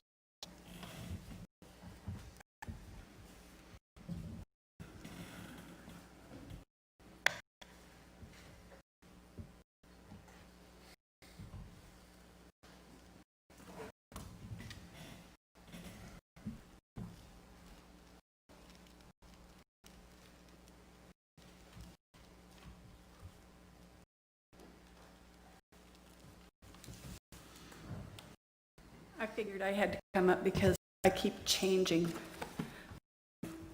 my speech here. So I'm Jean Conkling, and you've gotten a lot of emails from me. And I live at 21806 South Broadacres Road, Pretty Prairie.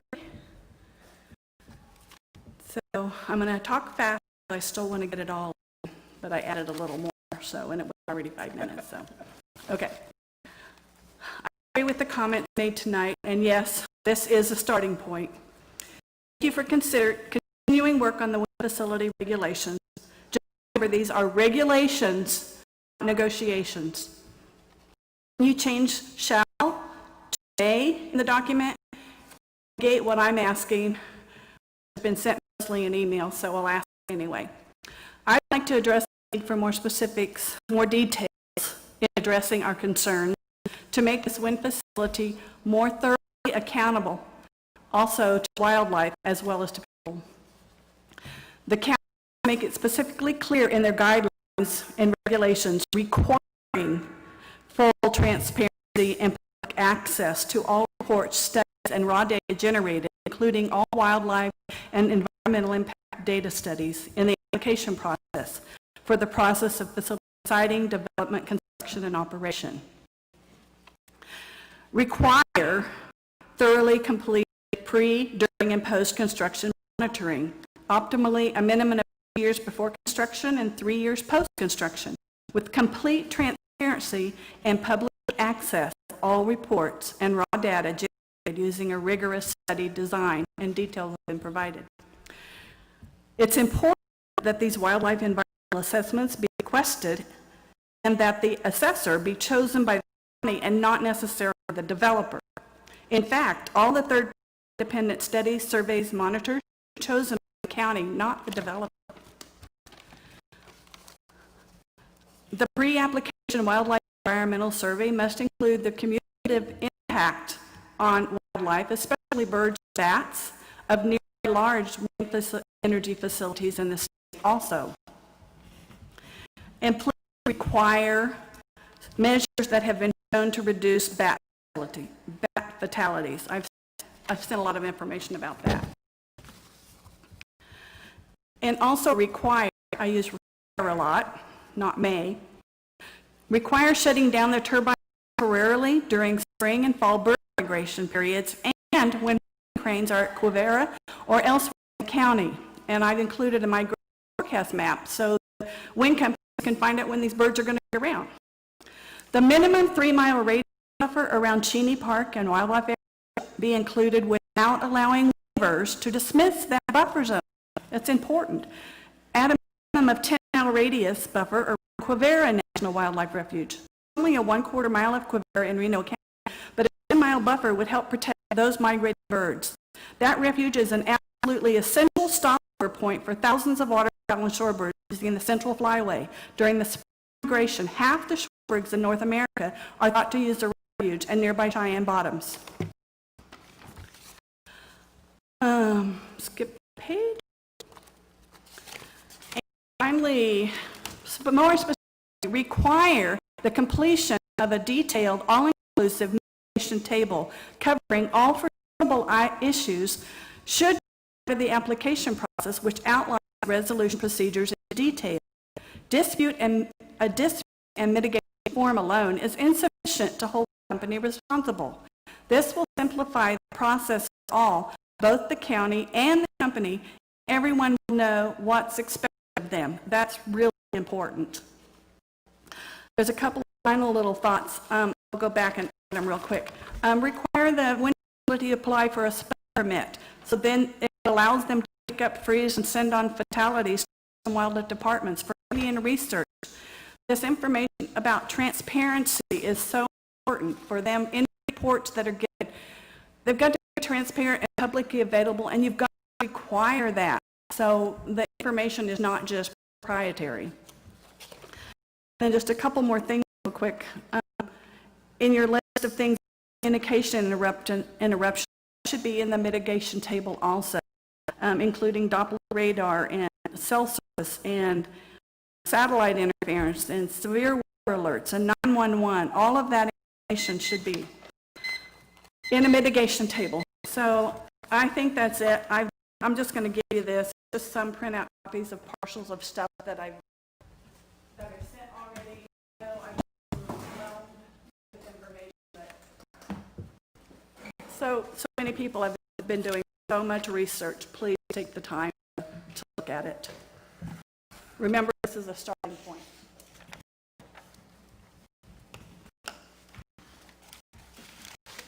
You want to pass those down? It's a group. It's just a group of marks. Okay.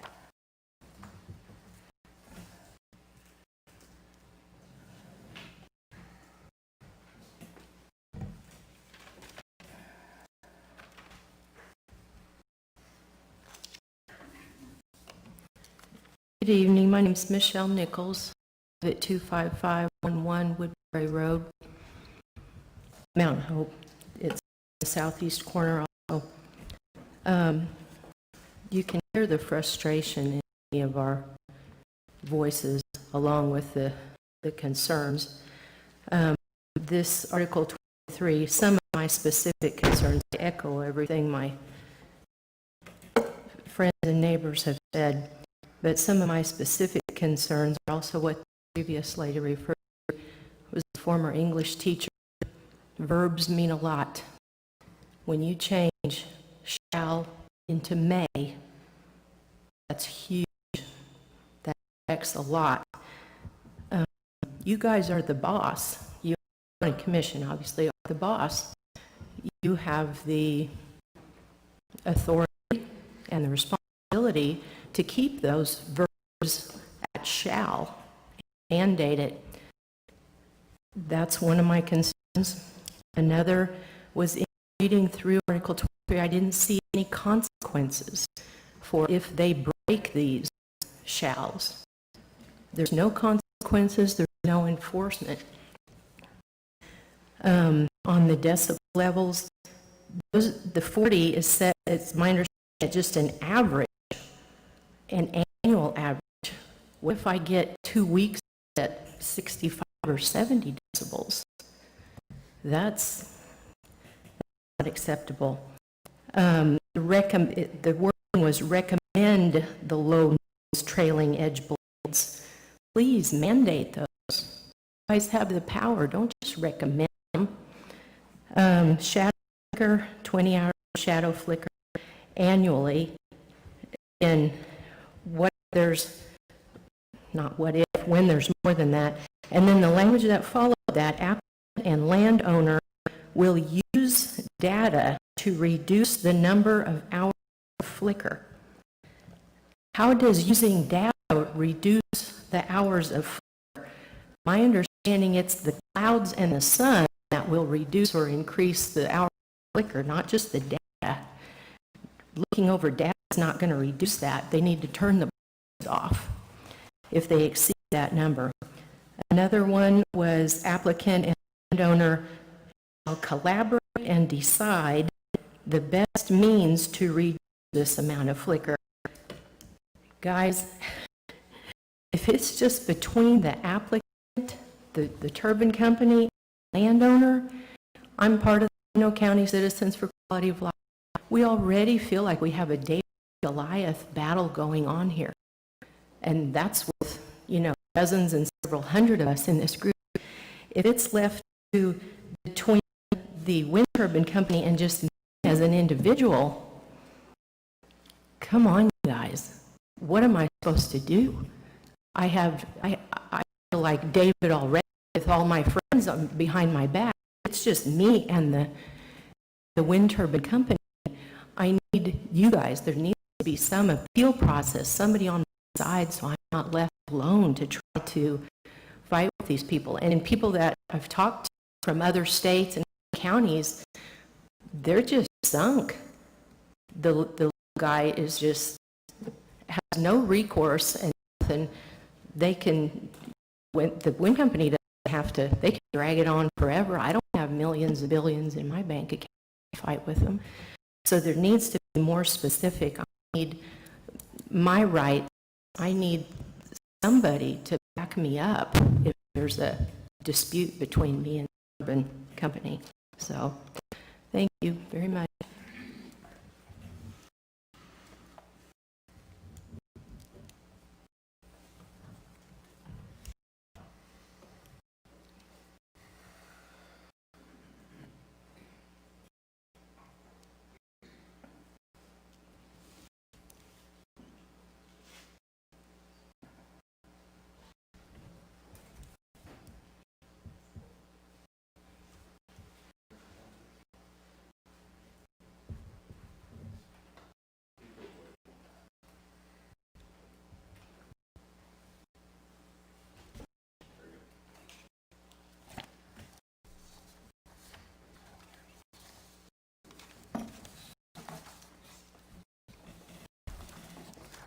Am I rolling?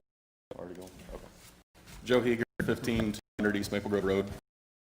I'm just going to kind of get going here, skip a lot of stuff because I think my wife had to do those things, a couple speakers.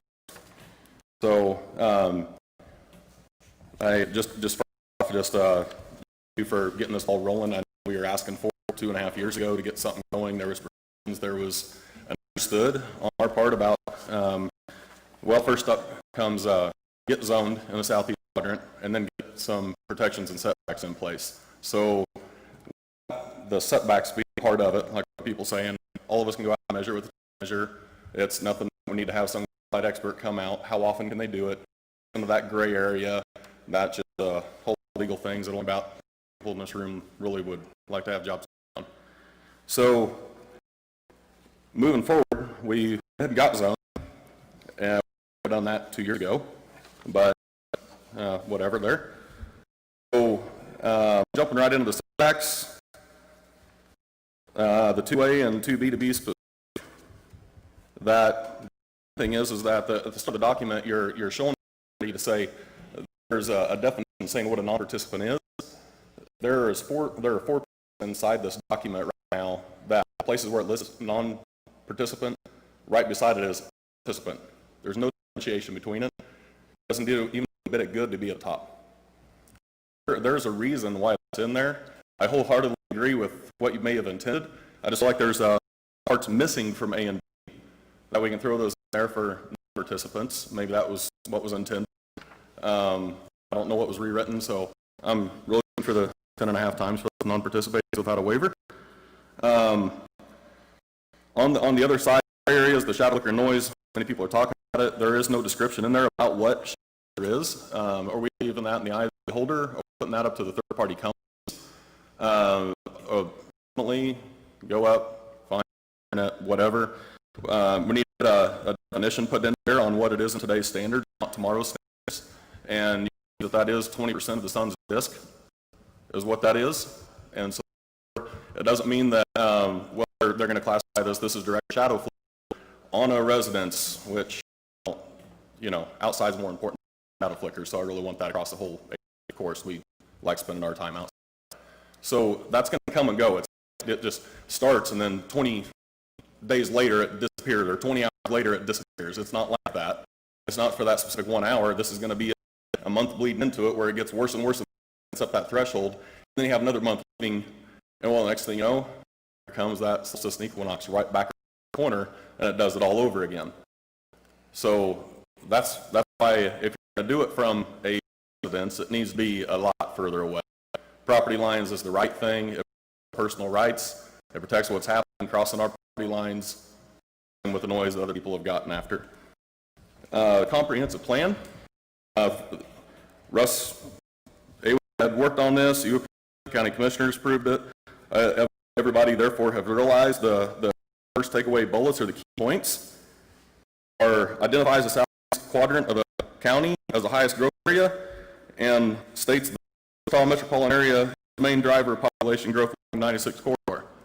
This is where guys' money continue to come from as long as the area can continue to develop, which is 10 to 13 times more populated than any other wind turbine facility here in the state of Kansas, let alone across the nation, other than one that's got some issues up against they're really fighting. So consider that, follow the comprehensive plan.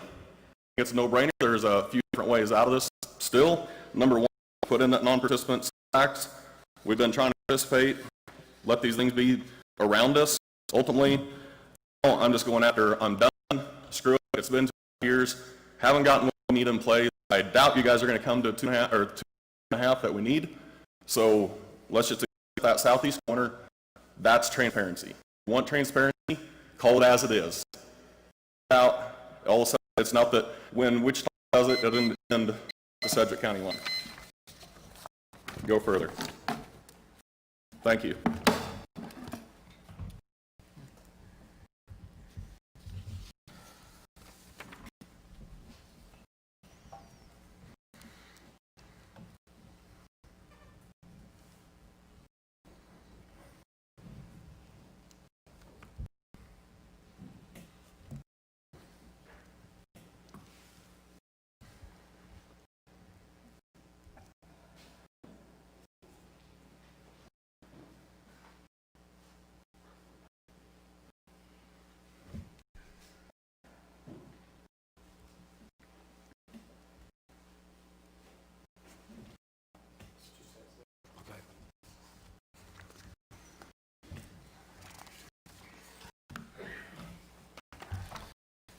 Nick Egley, 2111 East Irish Creek.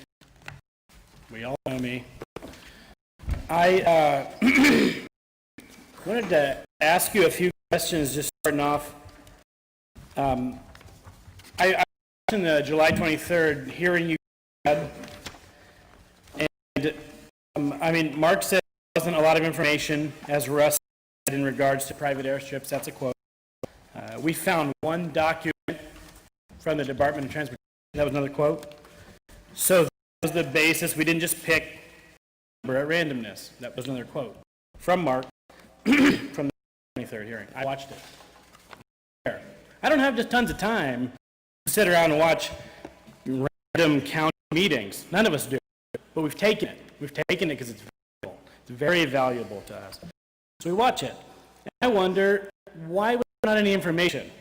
I spent 5 minutes today looking on the FAA website and found standard crime gradient, decent gradient, which are far under the regulations that are written.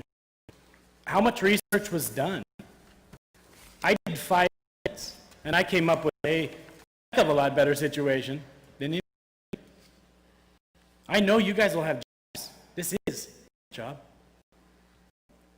Who's coming up with this? We can't talk because the public hearing's shut down. This matters to us. I've recently been learning to fly my new airplane. My airplane has been waiting since I was 3 to fly. I've been working 12 years building a place. What you see there in the is my airport submission to the FAA, which was and a sample descent path for an airplane, which is 185 feet per nautical mile, which equals 180 or 100 feet per statute mile. That's a descent gradient, pretty normal in the FAA standard, which really is being a 30-to-1 slope, actually, or 30. I guess that 5 nautical miles or 180 feet vertically for a nautical mile is 32-to-1 gradient. That's what is a standard descent gradient for an airplane. Is anybody here a pilot? Are any of you on a pilot? How many have flown in a single engine recently? Your current standards, me climbing out of my own airport, I hope I don't have to paint the belly on my airplane when I cross the turbine. Like, we're talking close. If anybody's ever flown in an ultralight, in a kit, first of all, they're not perfect. And your turbine setback, one of the concerns is you have into the runway. You don't land an airplane in an 80-foot swath the width of the runway. That's not how an airplane works. Has anybody asked a pilot? Nobody? Why not? These are our lives. I'm training my children off of this strip. I've spent 12 years building this, hundreds of thousands of dollars. Airplanes don't fly different in a public airport to a private airport. When I fly into Hutch, they at least tell me there's 3 radio towers 5 miles east of the airport. When I fly into my house, anybody telling me anything? I got friends, neighbors that fly in there. We're talking about murdering people, putting them that close to a airport. Airplanes don't only fly from 20 miles away into the road. It doesn't work that way. You asked. You know we all have peace. We spent 2.5 years of our lives away from our family and our kids learning about this stuff, and not one of you asked us. Hell not. We know more than you. I'll debate any of you. That's all I got. Say that's why we ask you here, is to give us that input. So that's the important thing. Thank you. Thank you.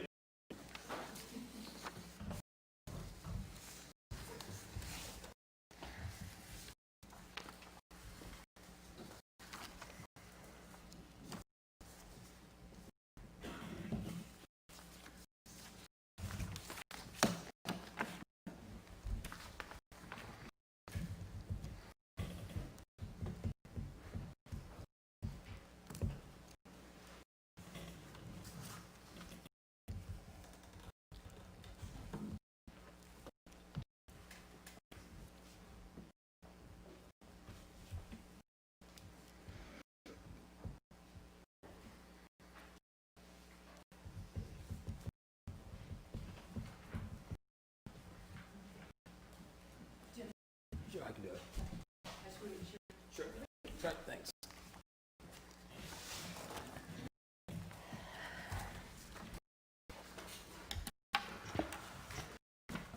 To follow that, but here I am.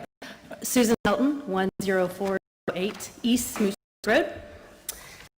So, like many of the people here, I came with one of speech, topic, whatever you want to say, in mind. It morphed over listening to what my colleagues have said and what some of the responses have been. I gave you, I hope you will do something with, because like I just said, we've been for 2.5 years. I realize I've been on part of it for this time. Ms. Barnett earlier referred to, I don't know, finding things on, I did find some of these numbers on Google. And then I called. I spent hours and hours on the phone, via email, personal conversations. So again, like what Nick said, I have 10 kids. I'm a coach, I'm a substitute teacher, and I volunteer 2.5 years. And I actually realized after I printed it off, I missed a couple of them, but I didn't get it printed. Sorry. I can give you those though. Audubon Society. I sent them, well, what was the proposed WEX document regulations. They tore it up. The Dr. Michael Donnelly, I show here, Marty Stewart, Ron Klatsky, they tore it up. The International Crane Foundation, Dr. Smith and Lazy, they tore it up. I included in my packet something that came in from Dr. Limited, and as you'll note by the date, it was the end of the last public hearing. It didn't come in time. They had to go through all the, red tape to get an official Ducks Unlimited announcement. And, he does appreciate the 3-mile setback, which I do too. I think that's fantastic.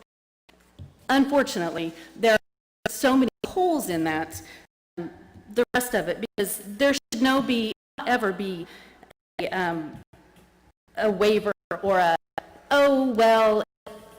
maybe they're going to use part of this. No, it's 3-mile setback is a 3-mile setback. Leave it alone. It's a 3-mile setback. One of the things that the Audubon people have told me, the Pratt County installations, they were supposed to be contacting Cabrera about the whooping migration, and they told them, well, we'll, in development, we'll contact you when it's their season. We'll shut down our turbines. Let's see, what's his name? I have so many people that I forget who's who.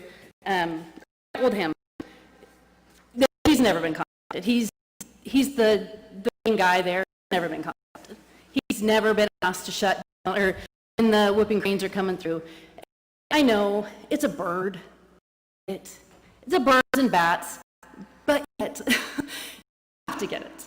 They're a big deal. They're endangered. They're just right off. They're barely maybe just off of the endangered list, but they're close. The point is, it's a big deal. People around the country are looking at this. Around the country. Wisconsin, Kansas, California, Nebraska, they're looking at what you're doing, and they're saying, oh, no, don't let them do it. Don't. I'm just one person. What can I do? But you're a group of people. You can do this. You can do this. Please, please do. Please take these contacts. Don't take my word for it. They're experts, professionals. I'm just a small-town hick from Kansas.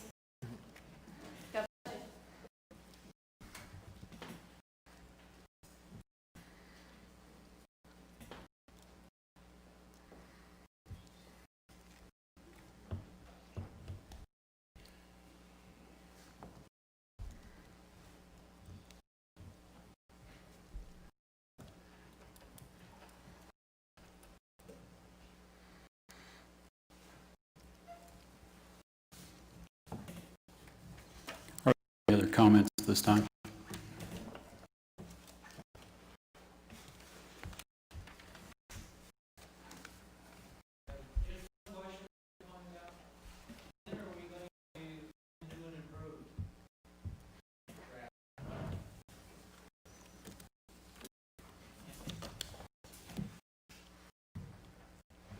It'll be as soon as we have a draft that's approved.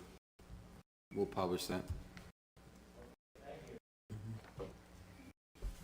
My name is Esther, 2111 East Irish Creek. Thank you for allowing us to come and speak tonight. There are just a couple things I want to tell this board. You've heard a lot and probably will forget most of it. I don't believe that any of you intentionally are trying to harm us, your neighbors. But the thing is, when you're in a position of influence and you choose to not act, or you do act unknowledgeably, you can cause harm without intending to. So I'm telling you now that this draft, if this draft gets passed as is, you will be causing harm. The setbacks being determined by noise and shadow flicker alone is a situation that just does not work. First of all, the developer is responsible for picking the so-called third party to determine those prior to building. But who determines if the third party is indeed unbiased or even and shadow flicker are both extremely subjective. Absolutely zero way to determine what they will be to construction. Sure, they can make guesses. Fortunately for the developer, though, there is zero risk for them.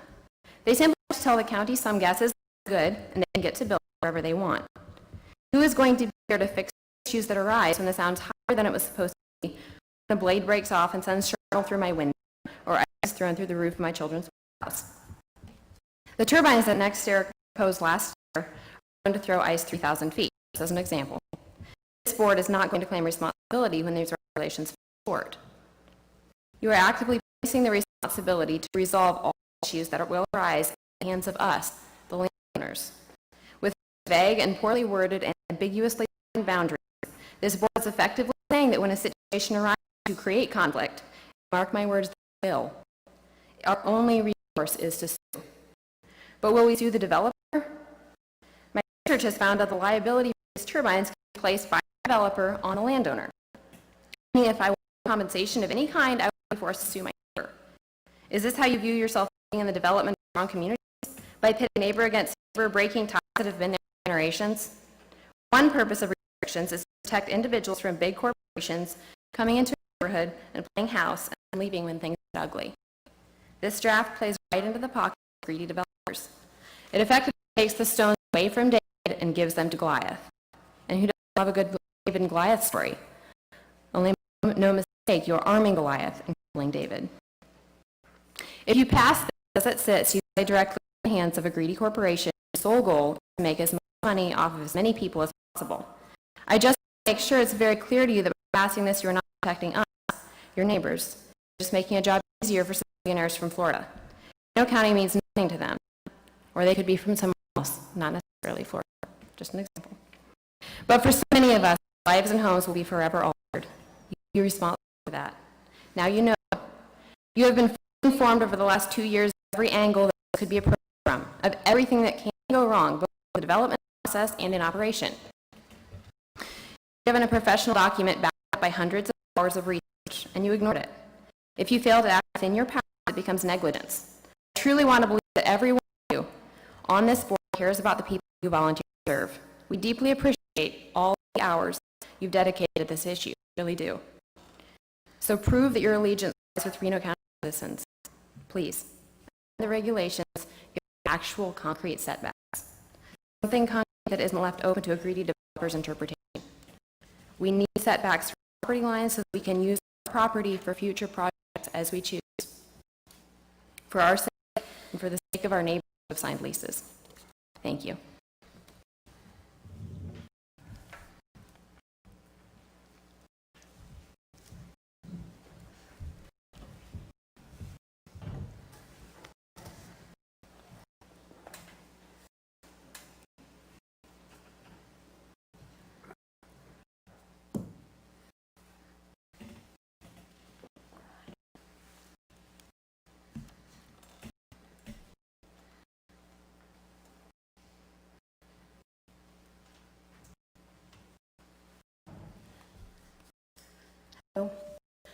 First of all, my name is Smith. I'm at 1716 East Arlington Road. Thank you for letting us come here and voice our side of the story, I guess. I'm still very much concerned about our health, welfare, and safety should these regulations be approved.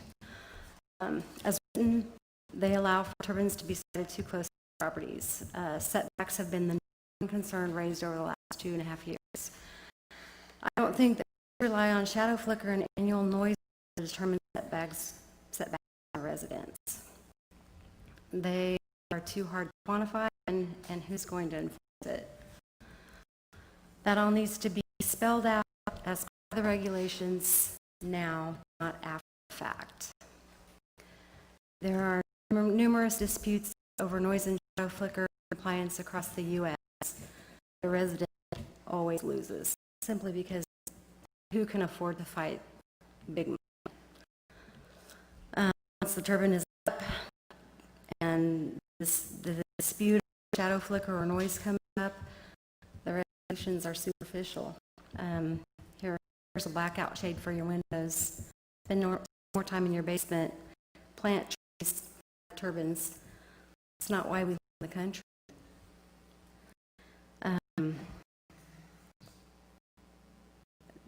The turbine is not coming down. It's Thursday, so it's superficial.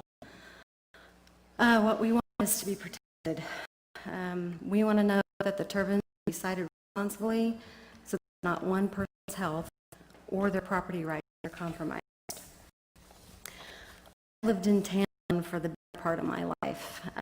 I've been in the country for almost 10 years now. If I still lived in town, I wouldn't give this a second thought. I would be thinking, what's the big deal? Wind energy, that sounds good. That sounds responsible. For the county, it's pretty easy to have those views when you're 20 to 30 miles away from the threat of a wind turbine next to your property. I have to think that most of Reno County who isn't in the threat of these turbines don't give it much thought. And I mean, when you live 20, 30 miles away from them, who would think about it? You only see them if you go to Wichita. But we're not asking for 20 or 30 miles. We're asking for a mile away from our property lines. Get them away from our families. Get them away from our quality of life, so we don't have to worry about it. Just want our rights protected. My husband and I purchased and developed our property from the ground up.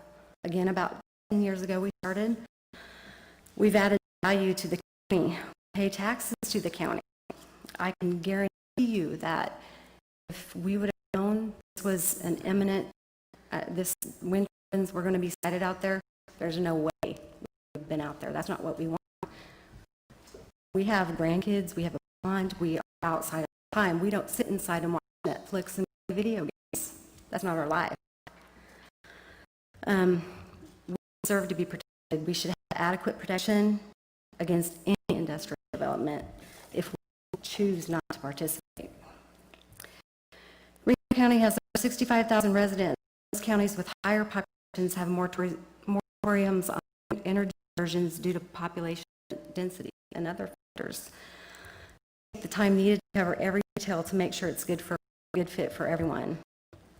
There is no department in the county set to assist in design standards on the front end, and no one on the back end to mediate a dispute. There are safety issues that arise with these regulations. Someone's health, property, or quality of life will be compromised. I'm asking you to please reconsider proposed regulations to require larger setbacks for non-participating landowners. We need more protections before any turbines are built. Thanks for your consideration.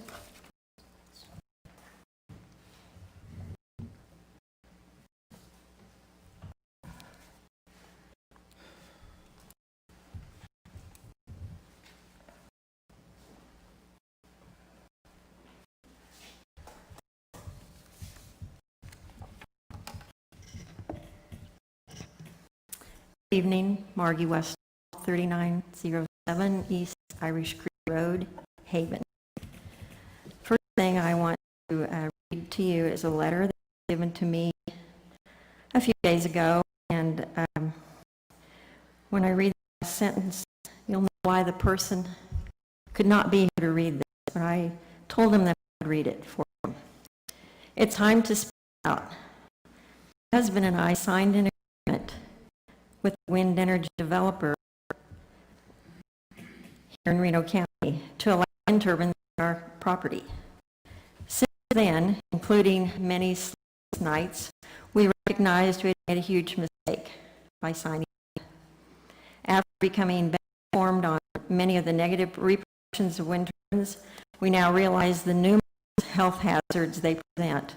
Plus, more recent studies are showing indications of even more health concerns caused by wind farms. And now with the present proposals of less setback for the turbines, the ramifications for our health are even more serious. Not only will this affect our health and well-being for many years to come, but many families, since this is such a densely populated area of Reno County. Also, with the implementation of these massive size turbines, our peaceful and tranquil life enjoyed will end. And then it's signed by an anonymous Reno County resident in the proposed Pretty Prairie wind zone. Due to fear of a lawsuit being filed against us by the wind energy developer, we will not disclose our names. I gave this to Mark about 10 days ago. Did you all get this in packets? Okay. I realize that this page is long. I don't know if any of you had time to go through any of this, but this is absolute factual information. And there are a lot of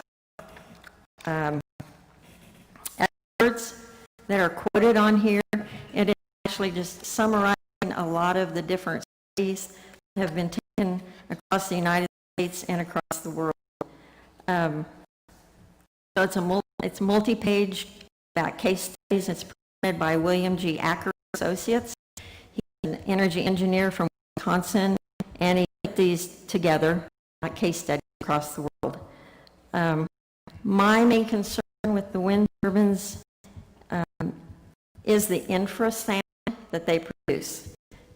Infrasound is the inaudible sound that our bodies can react to. It's the sound waves with the frequency below the lower limit of limitability. So according to research, the infrasound gets worse as the turbines get bigger. As pointed out in all of these case studies, we are maximally sensitive to infrasound when the higher frequency of sound is absent. So while a building's walls and roof, which would be like our residences, some of that blocks the outside high frequency noise from entering the building, the infrasound easily penetrates the structure. So in this situation, the infrasound entering the home can be most disturbing to persons inside their home. So your dBA of 40, I believe, is what you're putting forth. That is the audible sound. Okay, the infrasound is what our body react to.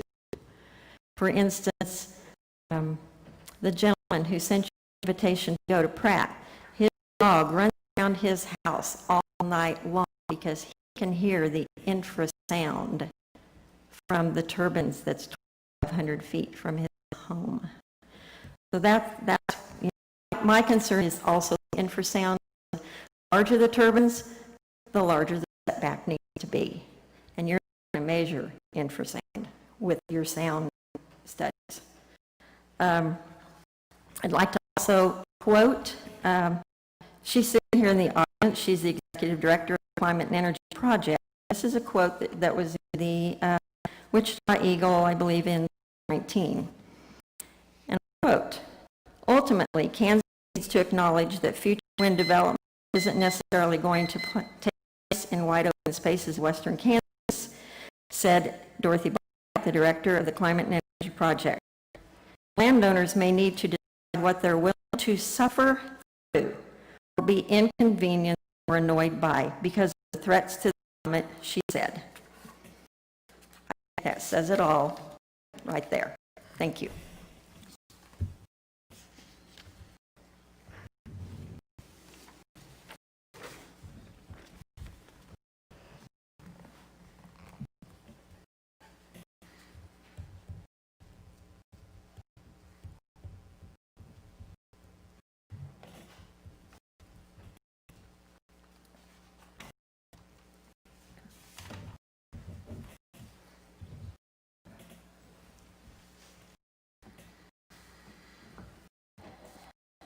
Hi, my name is Cassandra Znab, 1370 5 East Rock Road, Reno County.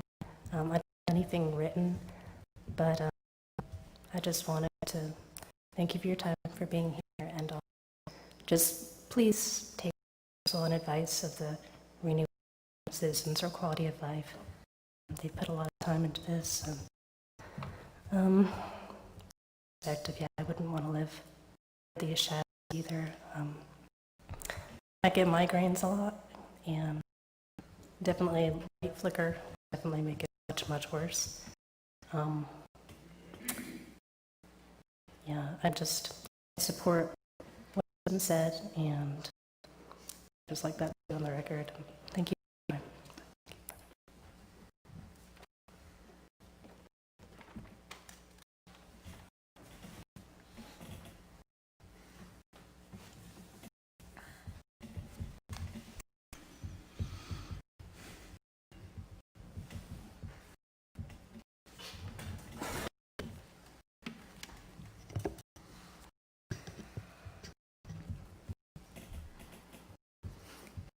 Steve Westphal, 3907 East Irish Creek Road, Stephen, Kansas. First, I'd like to thank you for everything you try to do. Oh, how difficult your job is. I'm sure you're aware of that. Okay. I actually would like to get back to Article 23 and go over a few things in there that may not have been said yet. Page 3, J, identified by Kansas Department of Wildlife, Parks and Tourism, or U.S. wildlife as a wetland, vegetation area, or wildlife habitat, critical species habitat worthy of special consideration or protection. I would like to ask somebody to find out if the walk-in hunting areas, wildlife and parks leases from people is considered part of wildlife and parks property.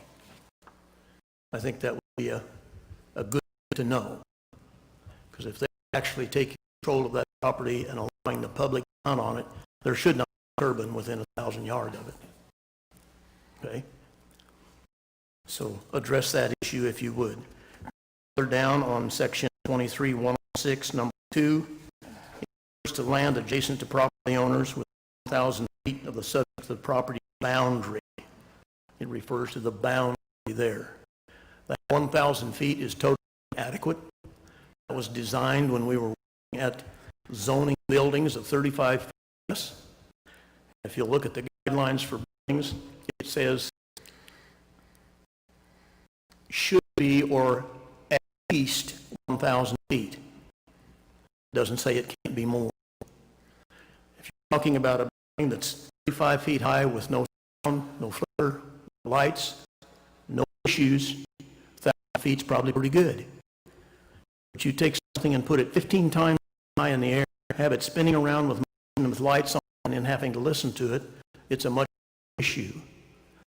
We should be using somewhere around 5 miles or some kind of number, much more than 1,000 in that category. Again, from their property boundary. Number 3 on that section says expect economic impact report. 4-year college institution is referred to as developing a report on the economic standpoint. Let me point out they were done, 2 of them were done on the CDC that we addressed a couple of years ago. One was Fort Hays State University, one was Wichita State. Miles apart, investment value.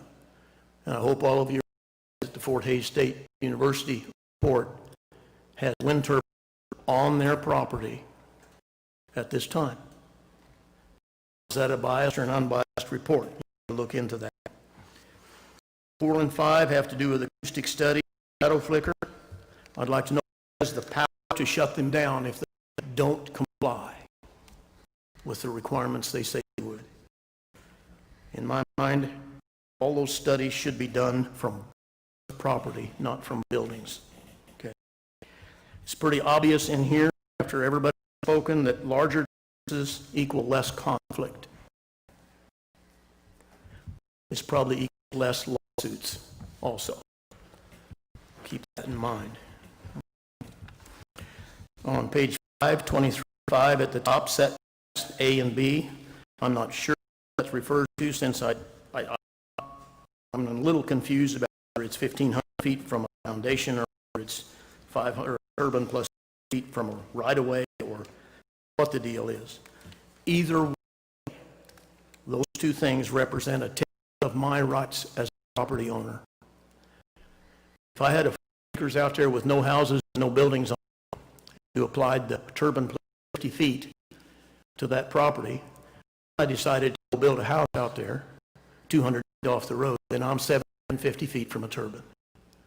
That's totally inadequate. So what you're doing is you're saying at this point in time, in the absence of a house, that's a good distance. But then I can't choose to put a house there, because now I'm too close. You are taking rights unless you make the distances and the setbacks from borders, not from foundations.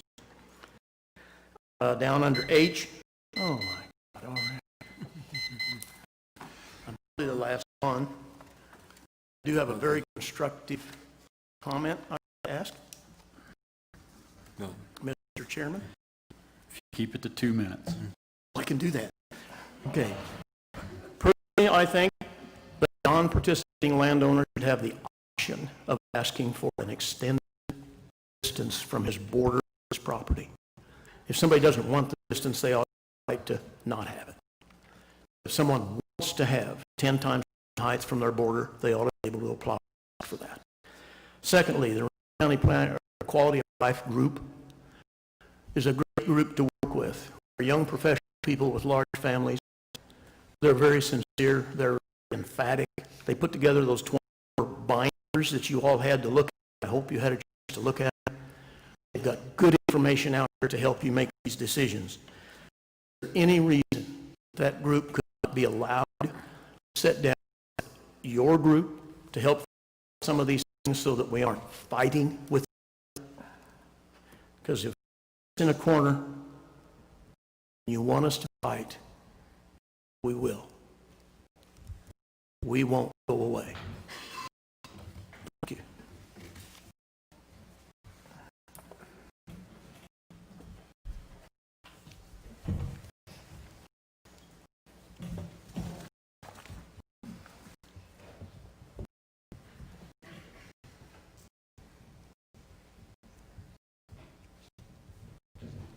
Is there any other public comment?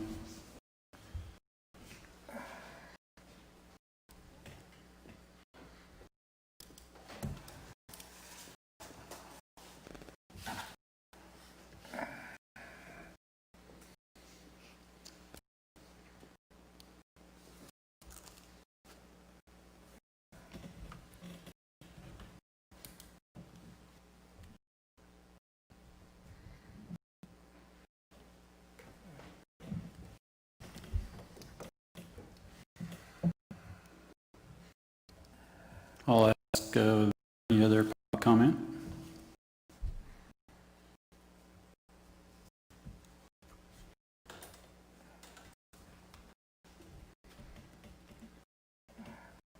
Seeing none, public comment is closed.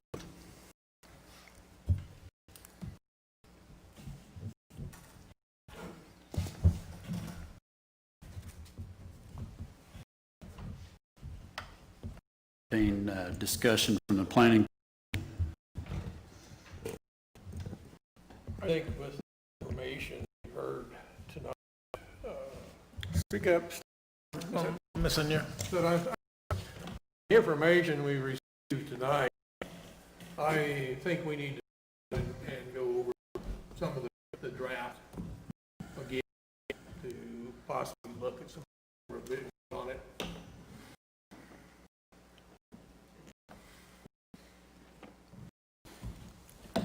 Harley, your thoughts? Cold.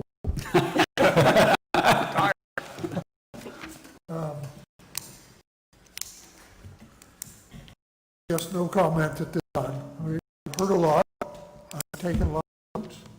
I may miss somebody, just recorded number 48. And I'll go over the notes, and I have other things I'll be talking to you, Mark, for. Ken? Do we review or invite staff to review some issues in particular? I think the safety issues is it's on everyone's mind here, including mine. And the issues around the airport and sailplane bases. We had good information presented to us there that probably needs to be included.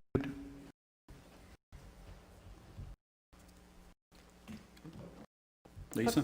I'm also mindful, we received a fair amount of information we haven't had a chance to read. We received it tonight, or it was in our packets. And I think it would be really helpful for us to look at those things, identify places where we think we need to make some adjustments in the regulations. I think obviously the airstrips is one. Maybe we need some advice on the language. It needs to be changed somewhat. And there may be some other things too. Just scanning some of the documents, it looked like there were several things with some very concrete suggestions for language. And I think that might be helpful us to make things clearer and get it right. I don't know if we're ever going to agree on the setback, but we could look at it again, look at what's the most justifiable basis for either the noise and flicker levels or the setbacks. I think it's okay to look at that again. It might be useful for us to each make a list of things that we think need to be addressed again. Come back. I know we're hopeful to finish this tonight, but it didn't happen. I'll echo what Lisa said. We've got a lot of new information that we did not have prior. Sandy emailed it to us. I'm going to entertain just on continuing this meeting to another date and time. Is there any suggestions? We talked about doing it tomorrow. I feel like we're going to need a little bit of time if we're going to make some additional inputs. It's going to need to be further out than that, where it's 2 weeks. Correct. A month. We've got a lot of information to digest. We heard tonight Yeah. the additional information we received, and I like time to consider it. Yeah, one I will get it. Yeah. Not for me either.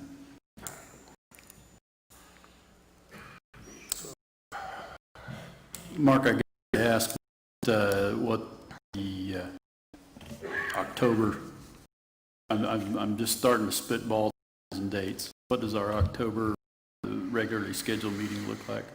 We have 2 public hearings scheduled this time. They're kind of a unique situation where the board doesn't do a lot of. We've got a proposal for a sidewalk easement vacation and also a utility easement vacation. I don't anticipate a lot of controversy or discussion on those at this point in time, although I haven't sent notices to utility. I believe they be pretty straightforward with that and stuff, and so it shouldn't take too long, but those are the 2 hearings that we've got scheduled for October 15th. So it's possible this could be completed within an hour. Yeah, I would say so. At this point in time, based on the information I have so far, looking at that, yeah. It's a couple of situations where we've got some easements and things identified on old subdivision plats that are not in use right now and is affecting proposed for a couple of properties. What's the criteria as far as public notice for continuing 2 weeks? Well, you've closed the public hearing on this, so there's no more public comments. So it would simply be put on the agenda for whenever you set it for, and then of course I would, put that on the website, and then not published in the paper, and I think that would be put in on the website, and so you would continue the discussion on this document. Pleasure of the board is October, the regularly scheduled meeting, October 15th. Yeah, it's early. It's October 15th. It's at the earliest to be, so it's like in. Really quick, I got conflict that day. Possibly around, but Supposed to be up in Nebraska.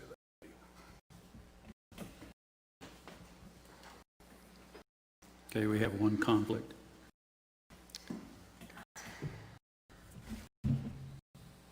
What date would that be? October 15th.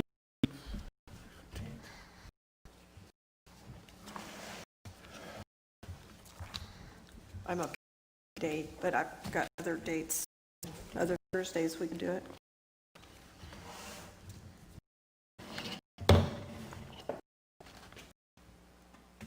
Could reschedule of a Thursday in October. That would work better for me. I would make a regular scheduled meeting if so be it. However, my preference would be if we do it to a Tuesday or Wednesday, it would be better for me. You're saying Tuesday the 13th? Well, we could go as early as the 13th, that Tuesday, or we could, The 20th. we could go the 20th.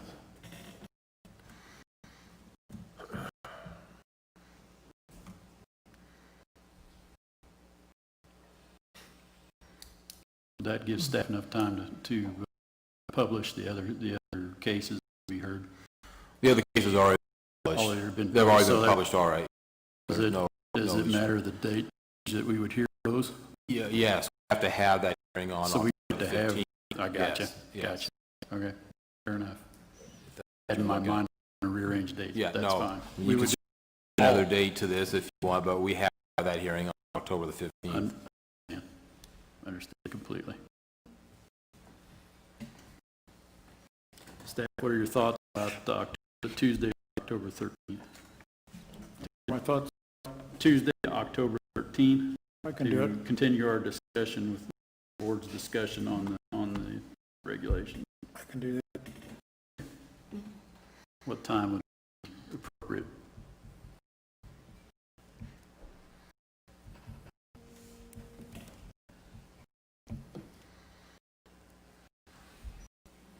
Can you meet at 4:30 again, or do you meet later? 4:30 is wonderful. 4:30 is wonderful. 4:30 is fine with me, too. Steve? Works. You good? Okay, we will, what's that? At our office, or do we At need? Public Works, yes. Is that all right? I'm asking clarification before we make it. I just wanted to know, yeah. Where you wanted. Do you have a suggestion? Do we need to change venue? That was my thought, if you want the venue somewhere. Need to look into an alternate place other than Public Works prior to setting the time? Can we set the date and the location have to be determined? Do we need it? Yeah. What's a requirement? Because we don't know that this is a venue, but we don't know the availability. So that's a piece of that puzzle we have to put together. Right. What would we do? Input, Don?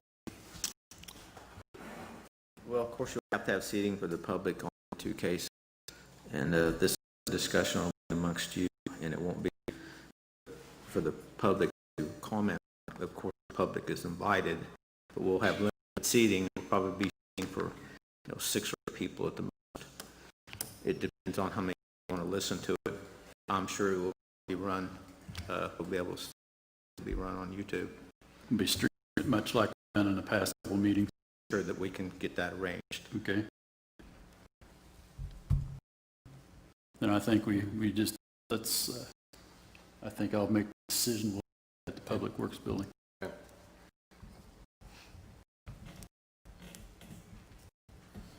If we didn't have the facility, put it out to stream it, then I would rethink the decision there. Do we need to vote on that, Mark? On it, before we do that, if the board have specific questions for me at this time, or this time basically set aside to kind of the material, and then we'll have a discussion, take it from Is that kind of the thought process? My opinion, and I don't want to sway anyone else's, I try to ask everyone before I speak, but I think it's just for us to digest what we've been given. It's for us to digest and collectively talk to each other in open forum. And I think we could, if we can identify some things that we think needs work, we could direct those to Mark to begin to look at them. You know, if we think there's a piece of language that needs to be clarified or something that we want to consult for their advice. So then I would say, a motion to continue the public hearing until that date and time. Okay. Recess it to recess. I'll entertain a motion to continue our board discussion on the Wexford regulations to October 13, Tuesday, October 13, at 4:30 p.m. Public Works Facility. Second. Moved and second. Do we need a call, Mark, or is this just a voice vote?